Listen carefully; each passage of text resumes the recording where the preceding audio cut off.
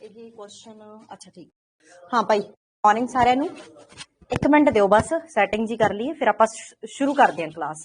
So basically ਆਪਾਂ ਕੀ ਕਰ ਰਹੇ ਸੀਗੇ, ਕੁਐਸਚਨਸ ਕਰ ਰਹੇ ਸੀਗੇ ਪਹਿਲੇ ਚੈਪਟਰ ਦੇ। ਸੋ ਜਿਹਦੇ ਵਿੱਚ ਆਪਾਂ ਨੇ ਪਹਿਲੇ ਚੈਪਟਰ ਦੇ ਕੁਐਸਚਨਸ ਕਰ ਲਏ ਸੀਗੇ। ਉਹਦੇ ਚ ਮੈਂ ਕੱਲ ਚੈੱਕ ਕੀਤਾ ਸੀ ਕਿਤੇ ਨਾ ਕਿਤੇ ਸਾਰੇ ਵੀਡੀਓਜ਼ ਨੇ ਜਿਹੜੇ ਤੁਹਾਨੂੰ ਅਵੇਲੇਬਲ ਹੈਗੇ ਨੇਗੇ। ਕਈ ਸਟੂਡੈਂਟਸ ਮੈਨੂੰ ਕਾਲ ਵੀ ਕਰਦੇ ਨੇ ਕਿ ਮੈਮ ਉਹ ਵੀਡੀਓ ਨਹੀਂ ਹੈਗੀ ਜਾਂ ਕਿਵੇਂ ਵੀ। ਕੱਲ ਮੈਂ ਖੁਦ ਸਟੋਰ ਚੈੱਕ ਕੀਤਾ, ਤੁਸੀਂ ਧਿਆਨ ਦੇ ਨਾਲ ਇੱਕ ਵਾਰੀ ਥਿਊਰੀ ਲੈਕਚਰ ਹੋਇਆ ਕਰਨਗੇ, ਉਹਦੇ ਨਾਲ ਉਹਦੇ ਐਮਸੀਕਿਊਜ਼, ਫਿਰ ਥਿਊਰੀ ਲੈਕਚਰ ਹੋਇਆ ਕਰੂਗਾ, ਫਿਰ ਉਹਦੇ ਐਮਸੀਕਿਊਜ਼। ਹੁਣ ਜਿਵੇਂ ਆਪਾਂ ਦੂਜਾ ਚੈਪਟਰ ਪੂਰਾ ਕੀਤਾ ਸੀ ਜਿਹੜਾ ਟੋਟਲੀ ਥਿਓਰੈਟੀਕਲ ਚੈਪਟਰ ਸੀਗਾ, ਔਰ ਆਪਾਂ ਉਹਦੇ 1-2 ਦਿਨਾਂ ਦੇ ਵਿੱਚ ਐਮਸੀਕਿਊਜ਼ ਨੇ ਜਿਹੜੇ ਉਹ ਕੰਪਲੀਟ ਕਰ ਲਾਂਗੇ। ਠੀਕ ਹੈ, ਤਾਂ ਮੈਂ ਵੇਟ ਕਰਦੀ ਹਾਂ, ਇੱਕ ਵਾਰੀ ਆ ਜਾਣ ਦਿਓ ਸਾਰਿਆਂ ਨੂੰ, 1-2 ਮਿੰਟਾਂ 'ਚ ਮੈਸੇਜ ਆ ਜਿਹੜਾ ਜਾਂਦਾ ਹੈ। ਔਰ ਆਪਾਂ ਫਿਰ ਕੱਲ ਵਾਲੇ ਚੈਪਟਰ ਜਿਹੜਾ ਕਿ ਆਪਾਂ ਕੰਪਲੀਟ ਕੀਤਾ ਸੀ ਉਹਦੇ ਨਾਲ ਸੰਬੰਧਿਤ ਫਰਦਰ ਜਿਹੜੇ ਐਮਸੀਕਿਊਜ਼ ਨੇ ਉਹਨਾਂ ਨੂੰ ਸ਼ੁਰੂ ਕਰਨ ਜਾ ਰਹੇ ਹਾਂ। ਬਸ 2 ਮਿੰਟ ਮੈਂ ਵੇਟ ਕਰਦੀ ਹਾਂ, ਸਾਰੇ ਇੰਨੇ ਆ ਜਾਣਗੇ।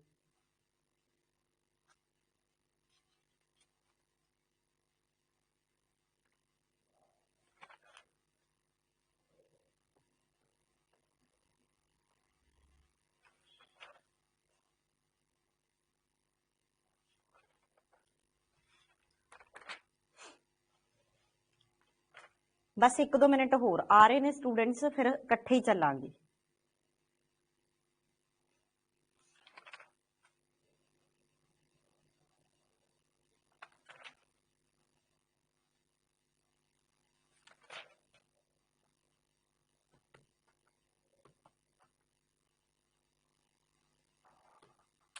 अच्छा आगे मनप्रीत कौर, सोनिया, राधिका, जसवीर, राधिका मॉर्निंग, जसवीर मॉर्निंग। ठीक है, चलो 5-4 बच्चे आ गए ने ते आपां अपनी क्लास शुरू करते हैं। बड़ा ही आसान जिहा प्रश्न है, संविधान सभा नूं भारत दा संविधान तैयार करन विच किन्ना समा लगा। कल ते परसों दे क्लास दे विच आपां इह चीज़ डिस्कशन दे विच लैके आ रहे सी कि भारतीय संविधान तैयार करन वाली भारतीय संविधानिक सभा के संदर्भ दे विच आपां कुछ कॉन्सैप्ट्स पढ़ रहे सी, कमेटियां बणियां ने, उन्होंने संविधान तैयार किया। सो एग्जैक्टली पॉइंट एने 2 साल 11 महीने ते 18 दिनों का समा, भाव के ए ऑप्शन, इनू एग्जैक्टली याद रख लियो। जे कई बार एग्जामिनर तुहानू क्वेश्चन पाउंदा है वो एग्जैक्टली ये होगा 2 साल 11 महीने ते 18 दिनों का, या फिर जे तुहानू ये एग्जैक्ट ऑप्शन नहीं मिलती तो तुहानू कुछ इस तरीके की ऑप्शन आऊगी कि लगभग 3 साल, कि लगभग किन्ने सालों का समा लग्या 3 साल। ये 3 साल ही है, तुसीं देखोगे कि 18 मतलब 12 के दिनों का फर्क हैगा, 12 के दिन होर हुंदे ते 3 साल पूरे हो जाने सी। सो 2 साल 11 महीने 18 दिन जां 3 साल लगभग समा लग्या टोटल जिहड़ा संविधान सी साडा ਉਹਨੂੰ ਤਿਆਰ ਕਰਨ ਦੇ ਲਈ। संविधानिक सभा ने इन्ना समा लाया फाइनलाइज ਕਰਨ ਦੇ ਲਈ। ਇਹ ਸਮਾਂ 9 ਦਸੰਬਰ 1946 ਪਹਿਲੀ ਮੀਟਿੰਗ ਤੋਂ ਕਾਊਂਟ ਹੋ ਕੇ 26 जनवरी 1950 ਜਾਂ 24 जनवरी 1950 ਜਦੋਂ ਆਖਰੀ ਮੀਟਿੰਗ ਹੋਈ ਸੀ ਉਹਨਾਂ ਸਮਾਂ ਹੈਗਾ ਜਿਹੜਾ ਇਹ ਮੰਨਿਆ ਜਾਂਦਾ ਹੈ। ਅੱਛਾ ਜੀ, ਮੈਨੂੰ ਡੇਜ਼ ਦੇ ਵਿੱਚ ਪੁੱਛਾਂ ਕਿ ਡੇਜ਼ ਕਿੰਨੇ ਕਹਿ ਲਓ ਕਿ ਵਰਕਿੰਗ ਰਹੇ ਨੇਗੇ ਜਿਹੜੇ, ਮੈਂ ਕੱਲ ਤੁਹਾਨੂੰ ਇੱਕ ਕੁਐਸਚਨ ਜਾਂ ਇੱਕ ਪ੍ਰਸ਼ਨ ਆਪਾਂ ਡਿਸਕਸ ਕੀਤਾ ਸੀ, ਕਈ ਵਾਰ ਐਗਜ਼ਾਮੀਨਰ ਉੱਥੋਂ ਵੀ ਘੁਮਾ ਕੇ ਪ੍ਰਸ਼ਨ ਪਾਉਂਦਾ ਹੈਗਾ। ਕੱਲ ਆਪਾਂ ਕਰਾਂਗੇ ਸੰਵਿਧਾਨਕ ਸਭਾ ਦੇ ਟੋਟਲ ਕਿੰਨੇ ਸੈਸ਼ਨ ਹੋਏ ਨੇ, 12 ਸੈਸ਼ਨ ਹੋਏ ਨੇ, 11 + 1, ਇੱਕ ਲਾਸਟ ਵਾਲਾ ਜਿਹੜਾ 24 जनवरी 1950 ਦਾ ਸੀ, ਬੜਾ ਹੀ ਫਾਰਮੈਲਿਟੀ ਵਾਲਾ ਸੈਸ਼ਨ ਸੀ। 11 ਸੈਸ਼ਨਸ ਨੇ, ਟੋਟਲ ਕਿੰਨੇ ਦਿਨਾਂ ਦਾ ਸਮਾਂ ਲਿਆਗਾ। ਆ ਜਿਹੜੇ 11 ਸੈਸ਼ਨ ਹੋਏ ਨੇ ਇਹ ਟੋਟਲ ਕਿੰਨੇ ਦਿਨਾਂ ਦੇ ਵਿੱਚ ਨਿਬੜੇ ਨੇ, 165 ਡੇਜ਼ ਦੇ ਵਿੱਚ। ਜਦੋਂ ਤਾਂ ਤੁਹਾਨੂੰ ਪ੍ਰਸ਼ਨ ਕੁਛ ਇਸ ਤਰੀਕੇ ਦਾ ਆਊਗਾ ਕਿ ਸੰਵਿਧਾਨ ਟੋਟਲ ਕਿੰਨੇ ਸਮੇਂ 'ਚ ਬਣ ਕੇ ਤਿਆਰ ਹੋਇਆ ਤਾਂ ਤੁਹਾਡਾ ਆਨਸਰ ਹੋਊਗਾ 2 ਸਾਲ 11 ਮਹੀਨੇ 18 ਦਿਨ। ਤੇ ਜੇ ਤੁਹਾਨੂੰ ਪ੍ਰਸ਼ਨ ਕੁਛ ਇਸ ਤਰੀਕੇ ਦਾ ਆਊਗਾ ਕਿ ਜਿਹੜੇ ਸੈਸ਼ਨਾਂ ਦੇ ਵਿੱਚ ਸਮਾਂ ਕਵਰ ਕੀਤਾ ਗਿਆ ਉਹ ਟੋਟਲ ਕਿੰਨੇ ਦਿਨਾਂ ਦਾ ਸਮਾਂ ਹੈ, 165 ਦਿਨਾਂ ਦਾ ਸਮਾਂ। ਸੋ ਇਹਨਾਂ ਦੋਨਾਂ ਪ੍ਰਸ਼ਨਾਂ ਦੇ ਵਿੱਚ ਡਾਊਟ ਨਹੀਂ ਰੱਖਣਾ ਹੈਗਾ ਆਪਣਾ, ਇਹਨੂੰ ਪ੍ਰੋਪਰ ਕਲੀਅਰ ਕਰਕੇ ਚੱਲਣਾ ਹੈਗਾ। ਅਗਲਾ ਪ੍ਰਸ਼ਨ ਸਾਡਾ ਹੈਗਾ ਜਿਹੜਾ ਹੇਠ ਲਿਖਿਆਂ ਵਿੱਚੋਂ ਸੰਵਿਧਾਨ ਸਭਾ ਦੀ ਕੇਂਦਰੀ ਸੰਵਿਧਾਨ ਕਮੇਟੀ ਦਾ ਚੇਅਰਮੈਨ ਕੌਣ ਸੀਗਾ। ਕੇਂਦਰੀ ਸੰਵਿਧਾਨ ਸਭਾ मतलब यूनियन कॉन्स्टिट्यूशन कमेटी। कल आपां कुछ जदों आपां थ्योरी लैक्चर कर रहे सी उहदे विच आपां कुछ कॉन्सैप्ट इस तरीके दे कीते सी जिहदे विच मैं तुहानूं इंपॉर्टेंट कमेटियां ने जिहड़ियां ओह करवाईयां सीगीआं, जिहदे विच यूनियन कॉन्स्टिट्यूशन कमेटी सी, यूनियन पावर कमेटी सी, प्रोविंशियल कमेटी सी, है ना। हाँ जी, केड़ा ऑप्शन आऊगा, सी। बिल्कुल एवरीवन इज गुड। जिहड़ा भी आंसर कर रहे ने जवाहर लाल नेहरू सीगे जिहड़े ओह ਕਿਹੜੀ ਕਮੇਟੀ ਦੇ ਹੈੱਡ ਸੀ? ਯੂਨੀਅਨ ਕਨਸਟੀਟਿਊਸ਼ਨ ਕਮੇਟੀ ਦੇ ਵੀ ਤੇ ਯੂਨੀਅਨ ਪਾਵਰ ਕਮੇਟੀ ਦੇ ਵੀ। ਤੇ ਜਿਹੜੀ ਪ੍ਰੋਵਿੰਸ਼ਲ ਕਨਸਟੀਟਿਊਸ਼ਨ ਕਮੇਟੀ ਸੀ ਉਹਦੇ ਹੈੱਡ ਕੌਣ ਸੀ? ਪ੍ਰੋਵਿੰਸ਼ਲ ਵਾਲੀ ਦੇ ਬਈ ਪਟੇਲ ਸੀਗੇ। ਠੀਕ ਹੈ, ਹੁਣ ਜੇ ਆਪਾਂ ਗੱਲ ਕਰੀਏ ਹੋਰ, ਮੈਂ ਤੁਹਾਨੂੰ ਹੋਰ ਵੀ ਦੱਸ ਦੇਣੀ ਹੈ, 1-2 ਕਮੇਟੀਆਂ ਹੋਰ ਵੀ ਲਿਖ ਲਓ ਜਿਹੜੀਆਂ ਇੰਪੋਰਟੈਂਟ ਨੇਗੀਆਂ। ਸਟੀਅਰਿੰਗ ਕਮੇਟੀ ਕਰ ਲਈ ਸੀ। ਇਸ ਤੋਂ ਬਿਨਾਂ ਆਪਾਂ ਕਰਾਂਗੇ advisory committee on fundamental rights, ਇਹ ਵੀ ਰਹਿ ਗਿਆ ਸੀਗਾ। ਮੌਲਿਕ ਅਧਿਕਾਰਾਂ ਦੇ ਉੱਪਰ ਸਲਾਹਕਾਰੀ ਕਮੇਟੀ ਜਿਹੜੀ ਬਣੀ ਸੀ, ਇਹ ਨਾਲ ਲਿਖ ਲਿਓ, ਮੌਲਿਕ ਅਧਿਕਾਰਾਂ ਉੱਪਰ ਸਲਾਹਕਾਰੀ ਕਮੇਟੀ ਜਿਹੜੀ ਬਣੀ ਸੀ, ਸਲਾਹਕਾਰੀ ਕਮੇਟੀ, ਮੌਲਿਕ ਅਧਿਕਾਰਾਂ ਉੱਪਰ ਸਲਾਹਕਾਰੀ, ਜਿਹਨੂੰ ਆਪਾਂ ਬੋਲ ਦਿੰਦੇ ਆ advisory committee on fundamental rights ਬਣੀ ਸੀ।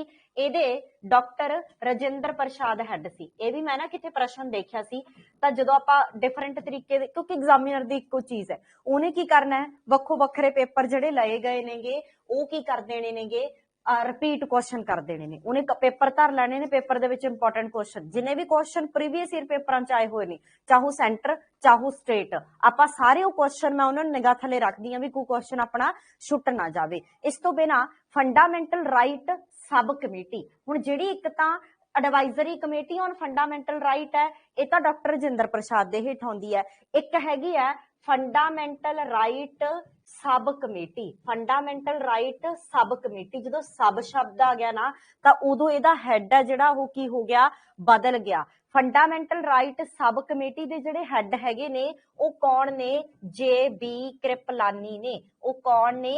JB कृपलानी। ठीक है, कोई गल नहीं जी, रख दो इत्थे, थैंक यू।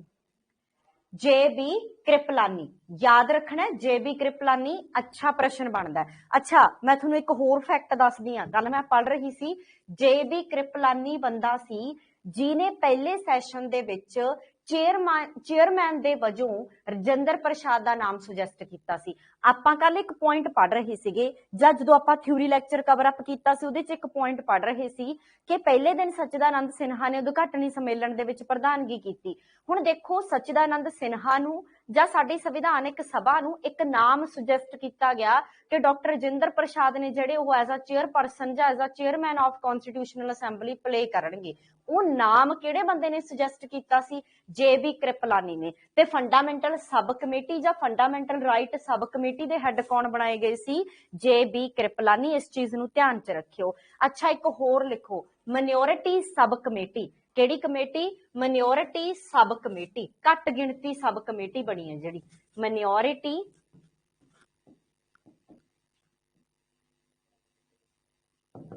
ਇਹ ਨਾਲ ਨਾਲ ਲਿਖੀ ਜਾਇਆ ਕਰੋ। ਕਈ ਵਾਰੀ ਪਤਾ ਕੀ ਹੁੰਦਾ, ਇਹ ਪ੍ਰਸ਼ਨ ਕਰਾਉਣ ਦਾ ਮਤਲਬ ਇਹ ਹੈ ਕਿਉਂਕਿ ਐਜ਼ ਅ ਟੀਚਰ ਸਾਡਾ ਦਿਮਾਗ ਉਦੋਂ ਵੀ ਬਹੁਤ ਬਲੋ ਕਰਦਾ ਹੈ ਜਦੋਂ ਅਸੀਂ ਖੁਦ ਕੁਐਸਚਨਸ ਕਰਦੇ ਹਾਂ। ਕਈ ਵਾਰੀ ਕੁਐਸਚਨ ਦੇਖ ਕੇ ਕਨਸੈਪਟ ਕੋਈ ਯਾਦ ਆ ਜਾਂਦਾ ਹੁੰਦਾ। ਠੀਕ ਹੈ, ਸੋ ਮਾਈਨੋਰਿਟੀ ਜਿਹੜੀ ਸਬ ਕਮੇਟੀ ਬਣੀ ਆ, ਮਾਈਨੋਰਿਟੀ ਸਮਝਦੇ ਹੋ, ਘੱਟ ਗਿਣਤੀ ਲੋਕ, ਜਿਵੇਂ ਆਪਾਂ ਕਹਿੰਦੇ ਅੱਜ ਕੱਲ ਹਿੰਦੂ ਮੈਜੋਰਿਟੀ ਹੈ, ਸਿੱਖ ਮਾਈਨੋਰਿਟੀ ਹੈ, ਪਾਰਸੀ ਮਾਈਨੋਰਿਟੀ ਹੈ। ਸਾਡੇ ਮਾਈਨੋਰਿਟੀ ਦਾ ਬੇਸ ਕੀ ਮੰਨਿਆ ਜਾਂਦਾ? ਧਰਮ, ਰਿਲੀਜਨ ਮੰਨਿਆ ਜਾਂਦਾ। ਰਿਲੀਜਨ ਬੇਸਡ ਅਸੀਂ ਮਾਈਨੋਰਿਟੀ ਕਾਊਂਟ ਕਰਦੇ ਹਾਂ। ਇਸ ਕਮੇਟੀ ਦੇ ਹੈੱਡ ਸੀ ਸੰਵਿਧਾਨਕ ਸਭਾ ਦੇ ਉਪ ਚੇਅਰਮੈਨ, ਕੌਣ ਜੀ? HC ਮੁਖਰਜੀ। ਇਹਨਾਂ ਦਾ ਨਾਮ ਅਸੀਂ ਪਹਿਲਾਂ ਵੀ ਪੜ੍ਹ ਚੁੱਕੇ ਹਾਂ। ਕਿਹੜੇ ਨਾਮ ਵਜੋਂ ਅਸੀਂ ਇਹਨਾਂ ਦਾ ਨਾਮ ਪੜ੍ਹ ਚੁੱਕੇ ਆਂਗੇ? ਸੰਵਿਧਾਨਕ ਸਭਾ ਦੇ ਉਪ ਚੇਅਰਮੈਨ ਵਜੋਂ। TT ਕ੍ਰਿਸ਼ਨ ਮੰਚਾਰੀ ਤੇ ਇਹ ਦੋ ਬੰਦੇ ਸੀਗੇ ਜਿਹੜੇ ਇਹਨਾਂ ਨੂੰ ਆਪਾਂ ਸੰਵਿਧਾਨਕ ਸਭਾ ਦੇ ਉਪ ਚੇਅਰਮੈਨ ਵਜੋਂ ਚੁਣਿਆ ਸੀ। ਸੋ ਇਹ ਪ੍ਰਸ਼ਨ ਵੀ ਤੁਸੀਂ ਕੀ ਰੱਖਣਾ ਹੈਗਾ? ਯਾਦ ਰੱਖਣਾ। ਲੋ, ਕਿੰਨੇ ਸਾਰੇ ਨਵੇਂ ਪ੍ਰਸ਼ਨ ਨੇ ਜਿਹੜੇ ਸਾਡੇ ਇੱਥੋਂ ਉੱਭਰ ਕੇ ਆਏ ਨੇ, ਇਹਨਾਂ ਨੂੰ ਨਾਲ ਦੀ ਨਾਲ ਆਪਣੀ ਕਾਪੀ ਦੇ ਉੱਪਰ ਨੋਟ ਕਰ ਲਓ। ਚੱਲਦੇ ਹਾਂ ਥਰਡ ਦੇ ਵੱਲ। ਸੰਵਿਧਾਨ ਸਭਾ ਦੀ ਸੂਬਾਈ ਸੰਵਿਧਾਨਕ ਸਭਾ ਆ ਗਈ ਜੀ, ਪ੍ਰੋਵਿੰਸ਼ਲ ਕਨਸਟੀਟਿਊਸ਼ਨਲ ਕਮੇਟੀ। ਕੱਲ ਆਪਾਂ ਕਰਕੇ ਹਟੇ ਆ, ਕੌਣ ਹੈ ਪ੍ਰੋਵਿੰਸ਼ਲ? ਸਰਦਾਰ ਪਟੇਲ। ਬਹੁਤਾ ਡਿਸਕਸ਼ਨ ਚ ਨਹੀਂ ਜਾਂਦੇ, ਸਿੰਪਲੀ ਆਨਸਰ ਕਰਾਂਗੇ ਕਿ ਸਰਦਾਰ ਵੱਲਭ ਭਾਈ ਪਟੇਲ ਪ੍ਰੋਵਿੰਸ਼ਲ ਵਾਲੀ ਦੇ ਹੈੱਡ ਸੀਗੇ। ਵੈਰੀ ਗੁੱਡ एवरीवन, ਜਿਹੜੇ ਸਟੂਡੈਂਟਸ ਆਨਸਰ ਕਰ ਰਹੇ ਨੇਗੇ। ਸੋਨੀਆ ਗੁੱਡ ਹੈ, ਰਾਧਿਕਾ ਸਹੀ ਹੈ, ਰਮਨ ਸਹੀ ਹੈ। Raman good morning, very good morning. ਚਲੋ ਜੀ, डी ऑप्शन आ गया। कमेटियां बारे आप ऑलमोस्ट डिस्कशन कर ली। सो ਇਹਦਾ डी ऑप्शन है, सरदार पटेल। सूबे वाली दा पटेल सी ते यूनियन वाली दा नेहरू सी, ये याद रखना हैगा। नैक्सट प्रश्न है, भारतीय संविधान दी ड्राफ्ट कमेटी दा चेयरपर्सन कौन सी? सब नूं पता है, बिना ही सोचे समझे तुसी सीधा आंसर ला सकते हो, डॉक्टर भीम राव अंबेडकर। ਜਿਹੜੇ ਬੱਚੇ ਆਨਸਰ ਕਰ ਰਹੇ ਨੇ, ਸਹੀ ਆਨਸਰ ਕਰ ਰਹੇ ਨੇ, BR ਅੰਬੇਦਕਰ ਡਰਾਫਟਿੰਗ ਕਮੇਟੀ ਦੇ ਸੀ। ਤਾਂ ਹੀ ਕਰਕੇ ਇਹ ਨਾ ਅਸਲ ਦੇ ਵਿੱਚ ਜਿਹੜੇ ਬੀ ਆਰ ਅੰਬੇਦਕਰ ਸੀ, ਜਿਹੜੇ ਇਹਨਾਂ ਦਾ ਬੈਕਗਰਾਉਂਡ ਸੀ ਨਾ, ਲਾਅ ਵਾਲਾ ਸੀਗਾ। ਮਤਲਬ ਇਹ ਲਾਅ ਦੀ ਸਟੱਡੀ ਕਰੀ ਹੋਈ ਸੀ ਇਹਨਾਂ ਨੇ, ਆਪਾਂ ਬੇਸਿਕਲੀ ਇਹ ਕਹਿ ਸਕਦੇ ਹਾਂਗੇ, ਜਿਹਦੇ ਕਰਕੇ ਇਹਨਾਂ ਨੂੰ ਕਾਫੀ ਜ਼ਿਆਦਾ ਨੌਲੇਜ ਰੱਖਦੇ ਸੀ ਇਹ ਕਾਨੂੰਨ ਨਾਲ ਸੰਬੰਧਿਤ ਜਾਂ ਕਿਵੇਂ ਸਾਡੇ ਦੇਸ਼ ਦੇ ਵਿੱਚ ਰਾਖਵਾਂਕਰਨ। ਕਈ ਵਾਰੀ ਇੱਕ ਜਗ੍ਹਾ ਮੈਂ ਪ੍ਰਸ਼ਨ ਦੇਖਿਆ ਹੋਇਆ ਸੀਗਾ, ਦੇਖੋ ਕਨਸੈਪਟ ਕਲੀਅਰ ਹੋਣਾ ਬੜਾ ਜ਼ਰੂਰੀ ਹੁੰਦਾ ਹੈ। ਜੇ ਕਨਸੈਪਟ ਨਹੀਂ ਕਲੀਅਰ ਹੈਗਾ ਨਾ, ਕੁਐਸਚਨਸ ਨੇ ਜਿਹੜੇ, ਕੋਈ ਜ਼ਰੂਰੀ ਨਹੀਂ ਕਿ ਜਿਵੇਂ ਤੁਸੀਂ ਕਨਸੈਪਟ ਨੂੰ ਪੜ੍ਹ ਲਿਆ ਐਗਜ਼ਾਮੀਨਰ ਉਵੇਂ ਪੜ੍ਹ ਕੇ ਜਾਂ ਉਵੇਂ ਕਰਕੇ ਤੁਹਾਡੇ ਆਨਸਰ ਪਾ ਦੂਗਾ, ਕੁਐਸਚਨ ਪਾ ਦੂਗਾ, ਇਹ ਨਹੀਂ ਹੋਊਗਾ। ਕਨਸੈਪਟ ਕਲੀਅਰ ਹੈ, ਕਨਸੈਪਟ ਚ ਅੱਗੇ ਦੇ ਅੱਗੇ ਪ੍ਰਸ਼ਨ ਹੈ ਜਿਹੜੇ ਉਹ ਉੱਭਰਦੇ ਨੇ, ਨਿਕਲਦੇ ਨੇ। ਜੇ ਆਪਾਂ ਗੱਲ ਕਰੀਏ ਜਿਹੜੇ ਬੀ ਆਰ ਅੰਬੇਦਕਰ ਸੀ ਨਾ, ਇਹਨਾਂ ਨੇ ਸਾਡੇ ਦੇਸ਼ ਦੇ ਵਿੱਚ ਰਾਖਵਾਂਕਰਨ ਲਿਆਂਦਾ ਹੈਗਾ। ਇਹਨਾਂ ਨੇ ਰਿਜ਼ਰਵੇਸ਼ਨ ਜਿਹੜੀ ਹੈਗੀ ਉਹ ਕ੍ਰੀਏਟ ਕੀਤੀ ਹੈ। ਜਿਵੇਂ ਆਪਾਂ ਕਰਦੇ ਹਾਂ ਕਿ ਐਸਸੀ ਕੋਟਾ ਇੰਨਾ ਹੈ, ਐਸਟੀ ਕੋਟਾ ਇੰਨਾ ਹੈ, ਅਨੁਸੂਚਿਤ ਜਾਤੀਆਂ ਤੇ ਅਨੁਸੂਚਿਤ ਜਨਜਾਤੀਆਂ, ਇੱਕ ਪਛੜੇ ਵਰਗ ਨੂੰ ਰਾਖਵਾਂਕਰਨ, ਉਹਨਾਂ ਦੀ ਐਜੂਕੇਸ਼ਨ, ਮਾਈਨੋਰਿਟੀ ਐਜੂਕੇਸ਼ਨ, ਘੱਟ ਗਿਣਤੀ ਦਾ ਜਿਹੜਾ ਵਰਗ ਹੈਗਾ ਉਹਦੀ ਐਜੂਕੇਸ਼ਨ, ਬੇਸਿਕਲੀ ਇਹ ਚੀਜ਼ਾਂ ਜਿਵੇਂ ਆਪਾਂ ਫੰਡਾਮੈਂਟਲ ਰਾਈਟਸ ਵੀ ਪੜ੍ਹਦੇ ਆ ਨਾ, ਅੱਗੇ ਜਾ ਕੇ ਆਪਾਂ ਹੋਰ ਐਕਸਪਲੇਨੇਸ਼ਨ ਦੇ ਨਾਲ ਪੜਾਂਗੇ ਕਿ ਜਿਹੜੇ ਸਾਡੇ ਘੱਟ ਗਿਣਤੀ ਵਰਗ ਨੇ ਉਹਨਾਂ ਦੇ ਲਈ ਸਪੈਸ਼ਲ ਐਜੂਕੇਸ਼ਨ ਦਾ ਪ੍ਰੋਵੀਜ਼ਨ, ਕਿ ਜ਼ਿਆਦਾ ਗਿਣਤੀ ਵਿੱਚ ਘੱਟ ਗਿਣਤੀ ਜਿਹੜੇ ਉਹਨਾਂ ਦੇ ਰਾਈਟ ਨੇ ਜਿਹੜੇ ਉਹ ਦਬ ਕੇ ਨਾ ਰਹਿ ਜਾਣਾ, ਉਹਨਾਂ ਦੇ ਸਾਰੇ ਪ੍ਰੋਵੀਜ਼ਨ ਸਾਡੇ ਸੰਵਿਧਾਨ ਦੇ ਵਿੱਚ ਕੌਣ ਲੈ ਕੇ ਆਇਆ? ਡਾਕਟਰ ਬੀ ਆਰ ਅੰਬੇਦਕਰ ਲੈ ਕੇ ਆਇਆ। ਔਰ ਇਹਦੀ ਇੱਕ ਅੱਛੀ ਪੋਜੀਸ਼ਨ ਸੀ, ਡਰਾਫਟ ਰੈਡੀ ਕਰਨਾ, ਬਣਾ ਕੇ ਫਾਈਨਲਾਈਜ਼ ਕਰਨਾ ਚੀਜ਼ ਨੂੰ, ਉਹ ਇਹਨਾਂ ਨੇ ਕੀਤਾ ਸੀਗਾ। ਨੈਕਸਟ ਪ੍ਰਸ਼ਨ ਹੈ, ਭਾਰਤੀ ਸੰਵਿਧਾਨ ਦੀ ਡਰਾਫਟ ਕਮੇਟੀ ਦੇ chairman doctor B R Ambedkar, ਦੁਬਾਰਾ ਰਿਪੀਟ ਹੋ ਗਿਆ। ਸੰਵਿਧਾਨ ਸਭਾ ਦੁਆਰਾ ਗਠਿਤ ਮੌਲਿਕ ਅਧਿਕਾਰਾਂ ਤੇ ਘੱਟ ਗਿਣਤੀਆਂ ਬਾਰੇ ਸਲਾਹਕਾਰ ਕਮੇਟੀ ਦੇ ਚੇਅਰਮੈਨ ਕੌਣ ਸੀ? ਹੁਣੇ ਦੱਸ ਕੇ ਹਟੀਆਂ, fundamental rights advisory committee on fundamental rights ਜਾਂ ਮਿਨੋਰਿਟੀ ਵਾਲਾ ਕੌਣ ਬਣਿਆ ਸੀਗਾ? ਪਟੇਲ ਬਣਿਆ ਸੀਗਾ। ਕੌਣ ਬਣਿਆ ਸੀ? ਸਰਦਾਰ ਪਟੇਲ। ਮੇਰੇ ਖਿਆਲ ਚ ਸਟੂਡੈਂਟਸ ਆਨਸਰ ਵੀ ਕਰ ਰਹੇ ਨੇਗੇ। ਰਮਨ ਸਹੀ ਹੈ, ਪਟੇਲ, ਰਾਧਿਕਾ ਬੀ ਗੁੱਡ ਆ। ਚਲੋ ਜੀ, ਪਾਰਟਿਸਿਪੇਟ ਕਰਿਆ ਕਰੋ, ਗਲਤ ਕਰ ਦੋ ਕੁਝ, ਇਟਸ ਓਕੇ, ਕੋਈ ਚੱਕਰ ਵਾਲੀ ਗੱਲ ਨਹੀਂ ਹੈਗੀ। ਇੱਥੇ ਥੋੜਾ ਆਪਣਾ ਟੈਸਟਿੰਗ ਚੱਲ ਰਹੀ ਹੈ, ਟੈਸਟ 'ਚ ਸਹੀ ਕਰਨਾ ਬਸ, ਠੀਕ ਹੈ। ਸੋ ਵੱਲਭ ਭਾਈ ਪਟੇਲ ਸੀਗਾ ਜਿਹੜਾ ਉਹਦੇ ਨਾਲ ਇੱਕ ਤਾਂ ਆਪਾਂ ਕਰਿਆ ਨਾ ਕਿ advisory committee on fundamental rights, ਉਹਦੇ ਨਾਲ ਹੀ ਘੱਟ ਗਿਣਤੀਆਂ ਬਾਰੇ ਸਲਾਹਕਾਰ ਵੀ ਕਰ ਲਿਓ, ਜਿਹੜੀਆਂ ਮਿਨੋਰਿਟੀ ਸੀ ਉਹਨਾਂ ਬਾਰੇ ਕੋਈ ਐਡਵਾਈਜ਼ਰੀ ਕਰਨੀ ਸੀਗੀ ਤਾਂ ਉਹ ਵੀ ਸਰਦਾਰ ਪਟੇਲ ਹੀ ਸੀਗੇ। ਨੈਕਸਟ ਪ੍ਰਸ਼ਨ ਹੈ, ਸੰਵਿਧਾਨ ਸਭਾ ਦੀ draft committee doctor B R Ambedkar ਕੋਲ ਹੋਰ ਕਿੰਨੇ ਮੈਂਬਰ ਸੀ? ਹੁਣ ਇਹਦਾ ਤੁਸੀਂ ਮੈਨੂੰ ਆਨਸਰ ਕਰੋਗੇ, 7 ਲਿਖੋਗੇ ਕਿ 6 ਲਿਖੋਗੇ, ਇਹ ਚੀਜ਼ ਧਿਆਨ ਨਾਲ ਦੱਸਣੀ ਹੈਗੀ।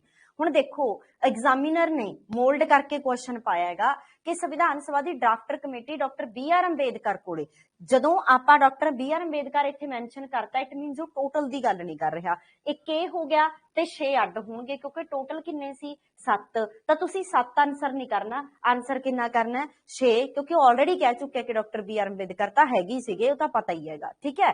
ਹਾਂਜੀ, ਗੈਟਿੰਗ ਇਟ ਸਹੀ ਹੋ ਰਿਹਾ ਸਾਰਿਆਂ ਦਾ? ਬਿਲਕੁਲ ਮਨਪ੍ਰੀਤ, ਇਟਸ 6, ਠੀਕ ਹੈ। ਚਲੋ ਨੈਕਸਟ ਪ੍ਰਸ਼ਨ ਹੈ, ਹਾਂ ਆ ਪ੍ਰਸ਼ਨ ਸਹੀ ਹੋਊਗਾ। ਜੇ ਆਪਾਂ ਗੱਲ ਕਰੀਏ ਸੰਵਿਧਾਨ ਦੀ ਡਰਾਫਟ ਕਮੇਟੀ ਦੇ ਮੈਂਬਰ ਹੇਠ ਲਿਖਿਆ ਵਿੱਚੋਂ ਕੌਣ ਸਨ?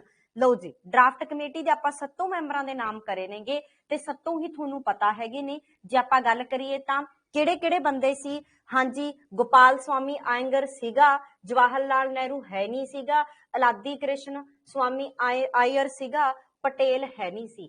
ਸੋ ਪਹਿਲਾ ਤੇ ਤੀਜਾ, ਭਾਵ ਕਿ ਤੁਹਾਡੀ ਸੀ ਆਪਸ਼ਨ ਹੈ ਜਿਹੜੀ ਉਹ ਸਹੀ ਆਪਸ਼ਨ ਬਣ ਜੂਗੀ, ਫਸਟ ਐਂਡ ਥਰਡ, ਠੀਕ ਹੈ। ਇਹਦੇ 'ਚ ਤਾਂ ਕੋਈ ਦੁਹਰਾਈ ਦੀ ਲੋੜ ਨਹੀਂ ਹੈਗੀ, ਕਨਸੈਪਟਸ ਤਾਂ ਅਸੀਂ ਐਜ਼ ਇਟ ਇਜ਼ ਫੈਕਚੁਅਲ ਕੀਤੇ ਹੋਏ ਨੇ। ਬਿਲਕੁਲ ਮਨਪ੍ਰੀਤ ਸੀ ਆਪਸ਼ਨ। ਬਾਕੀ ਸਟੂਡੈਂਟਸ ਮਨਪ੍ਰੀਤ, ਗੁਰਪ੍ਰੀਤ, ਸੋਨੀਆ, ਰਾਧਿਕਾ, ਰਮਨ, ਜਸਵੀਰ, ਇੱਕ ਸਟੂਡੈਂਟ ਹੋਰ ਹੈ, ਨਾਮ ਫਿਲ ਕਰ ਲਿਆ ਕਰੋ ਆਪਣਾ ਤੁਸੀਂ, ਮਾੜਾ ਜਿਹਾ ਟੀਚਰ ਨੂੰ ਕਲਾਸ ਦੇ ਵਿੱਚ ਸੰਬੋਧਨ ਕਰਨਾ ਸੌਖਾ ਹੋ ਜਾਂਦਾ ਹੈਗਾ, ਠੀਕ ਹੈ।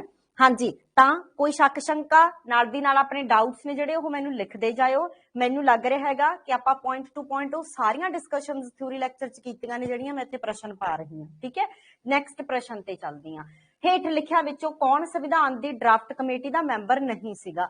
ਨਹੀਂ, ਨਹਿਰੂ ਨਹੀਂ ਸੀਗਾ, ਸਿੱਧਾ ਹੀ ਨਾ ਅੱਖਾਂ 'ਚ ਵੱਜਦਾ ਹੈਗਾ। ਜੇ ਤਾਂ ਦੇਖੋ 1 2 3 ਜਿਵੇਂ ਪਿੱਛੇ ਆਪਸ਼ਨ ਆਈਆਂ ਸੀ, ਉਦੋਂ ਤਾਂ ਪ੍ਰਸ਼ਨ ਨੂੰ ਆਪਸ਼ਨ ਵਾਈਜ਼ ਸਾਰਾ ਪੜ੍ਹਨਾ ਹੈਗਾ, ਕਿਉਂਕਿ ਉੱਥੇ ਇੱਕ ਨਹੀਂ ਹੈਗਾ, 1 2 3 ਕਿੰਨੀਆਂ ਵੀ ਇਨਕਲੂਡ ਹੋ ਸਕਦੀਆਂ ਨੇਗੀਆਂ। ਪਰ ਜਦੋਂ ਤੁਹਾਨੂੰ ਕੱਲਾ ਹੈ ਤਾਂ ਤੁਸੀਂ ਕੁਐਸਚਨ ਸਿੱਧਾ ਦੇਖ ਕੇ ਪਤਾ ਲੱਗਦਾ ਵੀ ਨਹਿਰੂ ਹੈ ਨਹੀਂ ਸੀ, ਆਇਰ ਵੀ ਸੀ, ਮੁਨਸ਼ੀ ਵੀ ਸੀ, ਸਦੁੱਲਾ ਵੀ ਸੀਗਾ। ਸੋ ਬੇਸਿਕਲੀ ਜਿਹੜਾ ਡੀ ਆਪਸ਼ਨ ਹੈ ਉਹ ਕੀ ਹੋ ਜਾਊਗਾ? ਆਪਣਾ ਸਹੀ ਹੋ ਜਾਊਗਾ। ਆਪਾਂ ਨੂੰ ਨਹੀਂ ਪੁੱਛੇਗਾ, ਬਿਲਕੁਲ ਸਹੀ ਹੈ ਜੀ ਜਿਹੜੇ ਸਟੂਡੈਂਟਸ ਆਨਸਰ ਕਰ ਰਹੇ ਨੇਗੇ। ਅਗਲਾ ਪ੍ਰਸ਼ਨ ਜਿਹੜਾ ਹੈ ਸਾਡਾ ਉਹ ਹੈ, ਸੰਵਿਧਾਨ ਸਭਾ ਨੇ ਡਾਕਟਰ ਬੀ ਆਰ ਦੀ ਅੰਬੇਦਕਰ ਦੀ ਪ੍ਰਧਾਨਗੀ ਹੇਠ ਇੱਕ ਡਰਾਫਟ ਕਮੇਟੀ ਕਾਇਮ ਕੀਤੀ, ਕਦੋਂ? ਹਨਾ, ਕਦੋਂ ਕਾਇਮ ਕੀਤੀ? ਹਾਂਜੀ, ਇਹ ਇੰਪੋਰਟੈਂਟ ਹੈਗਾ। ਦੇਖੋ ਇਹੋ ਜਿਹੇ ਪ੍ਰਸ਼ਨ ਤੁਹਾਨੂੰ ਨਵੇਂ ਮਿਲਣਗੇ। ਕਦੋਂ ਜਿਹੜੀ ਸਾਡੀ ਡਰਾਫਟ ਕਮੇਟੀ ਸੀਗੀ ਉਹ ਸੰਗਠਿਤ ਹੋਈ ਸੀ 29 ਅਗਸਤ 1947 ਨੂੰ। ਮੇਰੇ ਖਿਆਲ 'ਚ ਮੈਂ ਡਿਸਕਸ ਵੀ ਕਰਵਾਇਆ ਸੀ, ਤੁਹਾਨੂੰ ਲਿਖਾਇਆ ਵੀ ਸੀ ਕਿ ਸਾਡੇ ਦੇਸ਼ ਦੇ ਵਿੱਚ 29 ਅਗਸਤ 1947 ਨੂੰ ਜਿਹੜੀ ਡਰਾਫਟ ਕਮੇਟੀ ਆ ਉਹ ਬਣੀ ਸੀ, ਜਦੋਂ ਇਹਨਾਂ ਨੇ ਆਪਣੀਆਂ ਪੜਤਾਂ ਸੀ ਜਿਹੜੀਆਂ ਉਹ ਰੱਖੀਆਂ ਸੀਗੀਆਂ। ਬਿਲਕੁਲ एवरीवन इज गुड। रमन ठीक है, डी ऑप्शन डेट नहीं लिख पाई, ठीक है लिख लो फिर 29 अगस्त 1947, ठीक है 29 अगस्त 1947 ਨੂੰ ਡਰਾਫਟਿੰਗ ਕਮੇਟੀ ਹੈ ਜਿਹੜੀ ਉਹ ਗਠਿਤ ਹੋਈ ਸੀ, ਬੇਸਿਕਲੀ ਬਣੀ ਸੀਗੀ, ਸੰਗਠਨ ਹੋਇਆ ਉਹਦਾ, ਉਦੋਂ ਉਹਨੂੰ ਦੱਸਿਆ ਗਿਆ ਵੀ ਤੁਹਾਡਾ ਆਹ ਕੰਮ ਹੋਊਗਾ। ਅਗਲਾ ਪ੍ਰਸ਼ਨ ਹੈ ਸੰਵਿਧਾਨ ਦੇ ਬਣਨ ਸਮੇਂ ਸੰਵਿਧਾਨਕ ਸਲਾਹਕਾਰ ਕੌਣ ਸੀ? ਸਿੰਪਲ ਕੁਐਸਚਨ ਹੈ ਤੇ ਤੁਸੀਂ ਯਕੀਨ ਕਰੋਗੇ ਇਹ ਪ੍ਰਸ਼ਨ ਤੁਹਾਡੇ ਪੇਪਰ 'ਚ ਤਾਂ ਨਹੀਂ, ਪਰ ਇਹ ਪ੍ਰਸ਼ਨ ਜਿਹੜੇ ਪਿਛਲੇ ਆਪਣੇ ਪੰਜਾਬ ਦੇ ਵਿੱਚ ਕੰਪੀਟੀਟਿਵ ਐਗਜ਼ਾਮਸ ਹੋਏ ਨੇ ਇੰਨਾ ਪੁੱਛਿਆ ਗਿਆ ਨਾ ਇਹ ਪ੍ਰਸ਼ਨ। BN Rao, very good, C option is the right option, BN Rao. MN Roy, BN Rao, Rajendra Prasad, Ambedkar, JB Kripalani, Sardar Patel, ਇਹ ਤਾਂ ਨਾ ਤੁਹਾਨੂੰ ਪੱਕਾ ਹੀ ਯਾਦ ਰੱਖਣੇ ਪੈਣਗੇ ਕਿ ਕਿਹੜੇ ਬੰਦੇ ਦੀ ਕੀ ਜ਼ਿੰਮੇਵਾਰੀ ਤੇ ਹੋ ਰਿਹਾ ਹੈਗਾ। ਅਗਲਾ ਪ੍ਰਸ਼ਨ ਹੈ ਜੀ ਸਾਡਾ, ਸੰਵਿਧਾਨ ਦਾ ਪਹਿਲਾ ਖਰੜਾ ਤਿਆਰ ਕੀਤਾ ਗਿਆ ਸੀ। ਹਾਂਜੀ, ਪਹਿਲਾ ਡਰਾਫਟ ਕਿਹਦੇ ਦੁਆਰਾ ਪ੍ਰਪੇਅਰਡ ਕੀਤਾ ਸੀ? This is important. ਹੁਣ ਦੇਖੋ ਆਪਾਂ ਸਾਰੇ ਇਹਨੂੰ ਇਸ ਤਰੀਕੇ ਨਾਲ ਸਮਝਾਂਗੇ ਕਿ BR ਅੰਬੇਦਕਰ ਨੇ ਕਰਿਆ ਸੀ, ਨਾ ਜੀ ਬਿਲਕੁਲ ਵੀ ਨਹੀਂ। BR ਅੰਬੇਦਕਰ ਦੀ ਦੇਖੋ ਸੰਵਿਧਾਨ ਸਭਾ ਕਦੋਂ ਬਹਿੰਦੀ ਹੈ? 9 ਦਸੰਬਰ 1946 ਨੂੰ ਬਹਿੰਦੀ ਹੈ।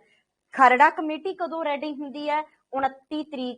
29 ਅਗਸਤ ਆਪਾਂ ਹੁਣੇ ਪੜ੍ਹ ਕੇ ਹਟੇ 1947 ਨੂੰ ਹੁੰਦੀ ਹੈ। ਵੀ ਫਿਰ ਆਹ 7, 8, 9 ਮਹੀਨੇ ਦੇ ਵਿੱਚ ਕੋਈ ਨਾ ਕੋਈ ਚੀਜ਼ ਤਾਂ ਇਹੋ ਜਿਹੀ ਬਣੀ ਹੋਊਗੀ ਨਾ, ਤਾਂ ਉਹ ਕਿਹੜੇ ਬੰਦੇ ਨੇ ਕੀਤਾ ਸੀ? BN ਰਾਓ ਨੇ ਹੀ ਕੀਤਾ ਸੀ, ਜਿਹੜਾ ਸਾਡੇ ਸੰਵਿਧਾਨ ਦਾ ਸਲਾਹਕਾਰ ਸੀ। ਉਸੇ ਨੇ ਹੀ ਪਹਿਲੀ ਵਾਰੀ ਸੰਵਿਧਾਨ ਦਾ ਖਰੜਾ ਸੀ ਜਿਹੜਾ ਉਹ ਰੈਡੀ ਕੀਤਾ ਸੀ। ਇਹ ਆਪਸ਼ਨ ਕਹਿਣਾ ਗਲਤ ਹੋਊਗਾ ਸੋਨੀਆ, ਕਿਉਂਕਿ ਵੀਰੇ BR ਅੰਬੇਦਕਰ ਤਾਂ ਬਾਅਦ ਚੋਂ ਆਏ ਨੇ। ਪਹਿਲਾ ਖਰੜਾ, ਫਸਟ ਡਰਾਫਟ ਜਿਹੜਾ ਪ੍ਰਪੇਅਰ ਕੀਤਾ ਗਿਆ ਸੀ ਉਹ BN ਰਾਓ ਨੇ ਕੀਤਾ ਸੀਗਾ, ਠੀਕ ਹੈ। ਜੇ ਆਪਾਂ ਗੱਲ ਕਰੀਏ ਜਿਹਦੇ ਵਿੱਚ ਕਿੰਨੇ ਆਰਟੀਕਲ ਸੀ? 243 ਆਰਟੀਕਲ ਸੀ ਤੇ ਕਿੰਨੀਆਂ ਅਨੁਸੂਚੀਆਂ ਸੀ? 13। ਉਹ ਖਰੜਾ ਪਤਾ ਕੀ ਸੀ? 243 ਤਾਂ ਉਹਦੇ ਵਿੱਚ ਟੋਟਲ ਕੀ ਸੀਗੇ? ਆਰਟੀਕਲ ਸੀ, ਤੇ 13 ਕੀ ਸੀਗੀਆਂ ਉਹਦੇ ਵਿੱਚ ਟੋਟਲ? ਅਨੁਸੂਚੀਆਂ ਸੀ। ਜਿਵੇਂ ਆਪਾਂ ਅੱਜ ਕਹਿ ਦਿੰਦੇ ਆ ਨਾ, ਜਿਹੜਾ ਡਾਕਟਰ BR ਅੰਬੇਦਕਰ ਨੇ ਫਾਈਨਲਾਈਜ਼ ਕਰਕੇ ਦਿੱਤਾ ਉਹ 'ਚ 395 ਆਰਟੀਕਲ ਬਣੇ ਨੇ।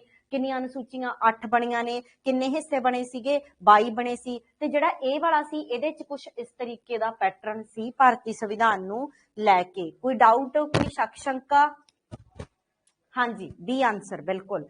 ਹਾਂਜੀ, ਅਗਲੇ ਪ੍ਰਸ਼ਨ ਤੇ ਚੱਲਦੀ ਹਾਂ। ਨੈਕਸਟ ਕੁਐਸਚਨ ਹੈਗਾ, ਸੰਵਿਧਾਨ ਸਭਾ ਨੇ ਰਾਸ਼ਟਰੀ ਝੰਡਾ ਕਦੋਂ ਅਪਣਾਇਆ? ਅੱਛਾ, ਇਹ ਮੈਂ ਪ੍ਰਸ਼ਨ ਤੁਹਾਨੂੰ ਲਿਖਵਾਉਣੇ ਵੀ ਸੀਗੇ, ਇਹ ਪੁਆਇੰਟ ਨੇ ਜਿਹੜੇ ਮੈਂ ਤੁਹਾਨੂੰ ਕਰਵਾਉਣੇ ਵੀ ਸੀਗੇ ਕਿ ਕਿਹੜੀ ਚੀਜ਼ ਕਦੋਂ ਅਪਣਾਈ ਗਈ, ਕਿਉਂਕਿ 26 ਨਵੰਬਰ 1950 ਨੂੰ ਕਾਫੀ ਚੀਜ਼ਾਂ ਨੇ ਜਿਹੜੀਆਂ 26 ਨਵੰਬਰ 1950 ਨੂੰ 24 ਜਨਵਰੀ 1950 26 ਨਵੰਬਰ 1949 ਹਾਂ 24 ਜਨਵਰੀ 1950 ਨੂੰ ਕਾਫੀ ਚੀਜ਼ਾਂ ਅਪਣਾਈਆਂ ਗਈਆਂ ਨੇ। ਉਹਦੇ ਵਿੱਚ ਕੁਝ ਨਵੀਆਂ ਸੀ, ਕੁਝ ਪੁਰਾਣੀਆਂ ਸੀ।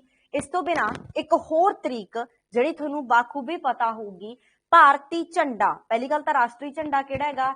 ਤਿਰੰਗਾ। ਇਹਦੇ ਬਾਰੇ ਓਪਨਲੀ ਪਤਾ ਹੋਵੇ। ਆਪਸ਼ਨ ਕਿਹੜੀ ਲਿਖ ਰਹੇ ਹੋ ਤੁਸੀਂ? ਹਾਂ ਬਿਲਕੁਲ ਜਸਵੀਰ, ਸਹੀ ਹੈ। ਵੈਂਕਈਆ ਪਿੰਗਾਲੀ ਜਿਹੜਾ ਸੀਗਾ ਉਹਨੇ ਦਾ ਡਿਜ਼ਾਈਨ ਰੈਡੀ ਕਰਕੇ ਦਿੱਤਾ ਸੀ ਕਿ ਇਹ ਸਾਡਾ ਝੰਡਾ ਹੋਊਗਾ। ਇਹਨੂੰ ਅਪਣਾਇਆ ਗਿਆ ਸੀ 22 ਜੁਲਾਈ 1947 ਨੂੰ। ਇਹ ਯਾਦ ਰੱਖਣਾ ਹੈਗਾ, ਠੀਕ ਹੈ। ਤੁਸੀਂ ਇਹਦੇ ਨਾਲ ਸੰਬੰਧਿਤ ਜਿੰਨੇ ਵੀ ਫੈਕਟ ਤੁਹਾਨੂੰ ਭਾਰਤੀ ਝੰਡੇ ਨਾਲ ਸੰਬੰਧਿਤ ਹੈ ਕਮੈਂਟ ਸੈਕਸ਼ਨ ਦੇ ਵਿੱਚ ਕਰੋ। ਐਤਨ ਮੈਂ ਮਾੜੀ ਚਾਹ ਦੀਆਂ 2 ਘੁੱਟਾਂ ਭਰ ਲਾਂ। ਜਿੰਨੇ ਵੀ ਪਤਾ ਨੇ, ਜਿਵੇਂ ਜਸਵੀਰ ਜੱਸੀ ਨੇ ਲਿਖਿਆ ਨਾ ਕਿ ਪਿੰਗਾਲੀ, ਬਿਲਕੁਲ ਪਿੰਗਾਲੀ ਉਹ ਬੰਦਾ ਸੀ ਜਿਹਨੇ ਡਿਜ਼ਾਈਨ ਰੈਡੀ ਕੀਤਾ ਸੀ ਕਿ ਕੁਛ ਇਸ ਤਰੀਕੇ ਦਾ, ਕਿੰਨੀ ਰੇਸ਼ੋ ਹੁੰਦੀ ਹੈ, ਕਿੰਨੇ ਰੰਗ ਹੁੰਦੇ ਨੇ, ਅਸ਼ੋਕ ਚੱਕਰ ਕਿੱਥੋਂ, ਉਹ ਜਿਹੜਾ ਵਿਚਾਲੇ ਸੈਂਟਰ 'ਚ ਚੱਕਰ ਆ ਉਹ ਕਿੱਥੋਂ ਲਿਆ ਗਿਆ। ਉਹੋ ਜਿਹੇ ਫੈਕਟ ਨੇ ਜਿਹੜੇ ਤੁਸੀਂ ਕਮੈਂਟ ਸੈਕਸ਼ਨ ਦੇ ਵਿੱਚ ਲਿਖ ਸਕਦੇ ਹੋ, ਨਹੀਂ ਫਿਰ ਮੈਂ ਦੱਸਦੀ ਹਾਂ।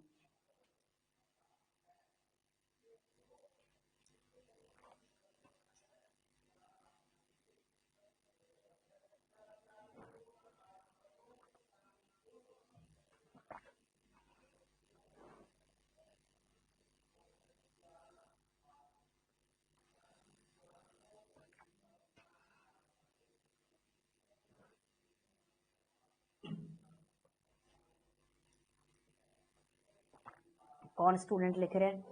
हाँ 24 स्पोक्स ने, बिल्कुल ਜਿਹੜੀਆਂ ਉਹ ਵਿਚਾਲੇ ਸੈਂਟਰ ਦੇ ਵਿੱਚ ਚੱਕਰ ਆ ਨਾ ਉਹਦੇ 24 ਡੰਡੀਆਂ ਜੀਆਂ ਨੇ, ਇਹ ਅਸ਼ੋਕ ਦੇ ਸਾਰਨਾਥ ਸਤੰਭ ਤੋਂ ਲਏ ਗਏ ਨੇ। ਬਿਲਕੁਲ ਬਹੁਤ ਅੱਛੇ। ਔਰ ਇਹ ਜਿਹੜੇ 24 ਸਪੋਕਸ ਨੇ ਇਹ ਬੇਸਿਕਲੀ 24 ਘੰਟਿਆਂ ਨੂੰ ਰਿਪਰੈਜ਼ੈਂਟ ਕਰਦੇ ਨੇ। ਇੱਕ ਦਿਨ ਦੇ ਵਿੱਚ ਕਿੰਨੇ ਘੰਟੇ ਹੁੰਦੇ ਨੇ? 24। ਇਹ 24 ਘੰਟਿਆਂ ਨੂੰ ਰਿਪਰੈਜ਼ੈਂਟ ਕਰਦੇ ਨੇ ਕਿ 24 ਘੰਟਿਆਂ ਦੀ ਕੀ ਰਿਪਰੈਜ਼ੈਂਟੇਸ਼ਨ ਹੈ। ਇਸ ਤੋਂ ਬਿਨਾਂ 3 ਕਲਰ ਨੇ, ਵਾਈਟ, ਗ੍ਰੀਨ ਤੇ ਸੈਫਰਨ, ਕੇਸਰੀ ਜਿਹਨੂੰ ਕਹਿ ਦਿੰਦੇ ਆ।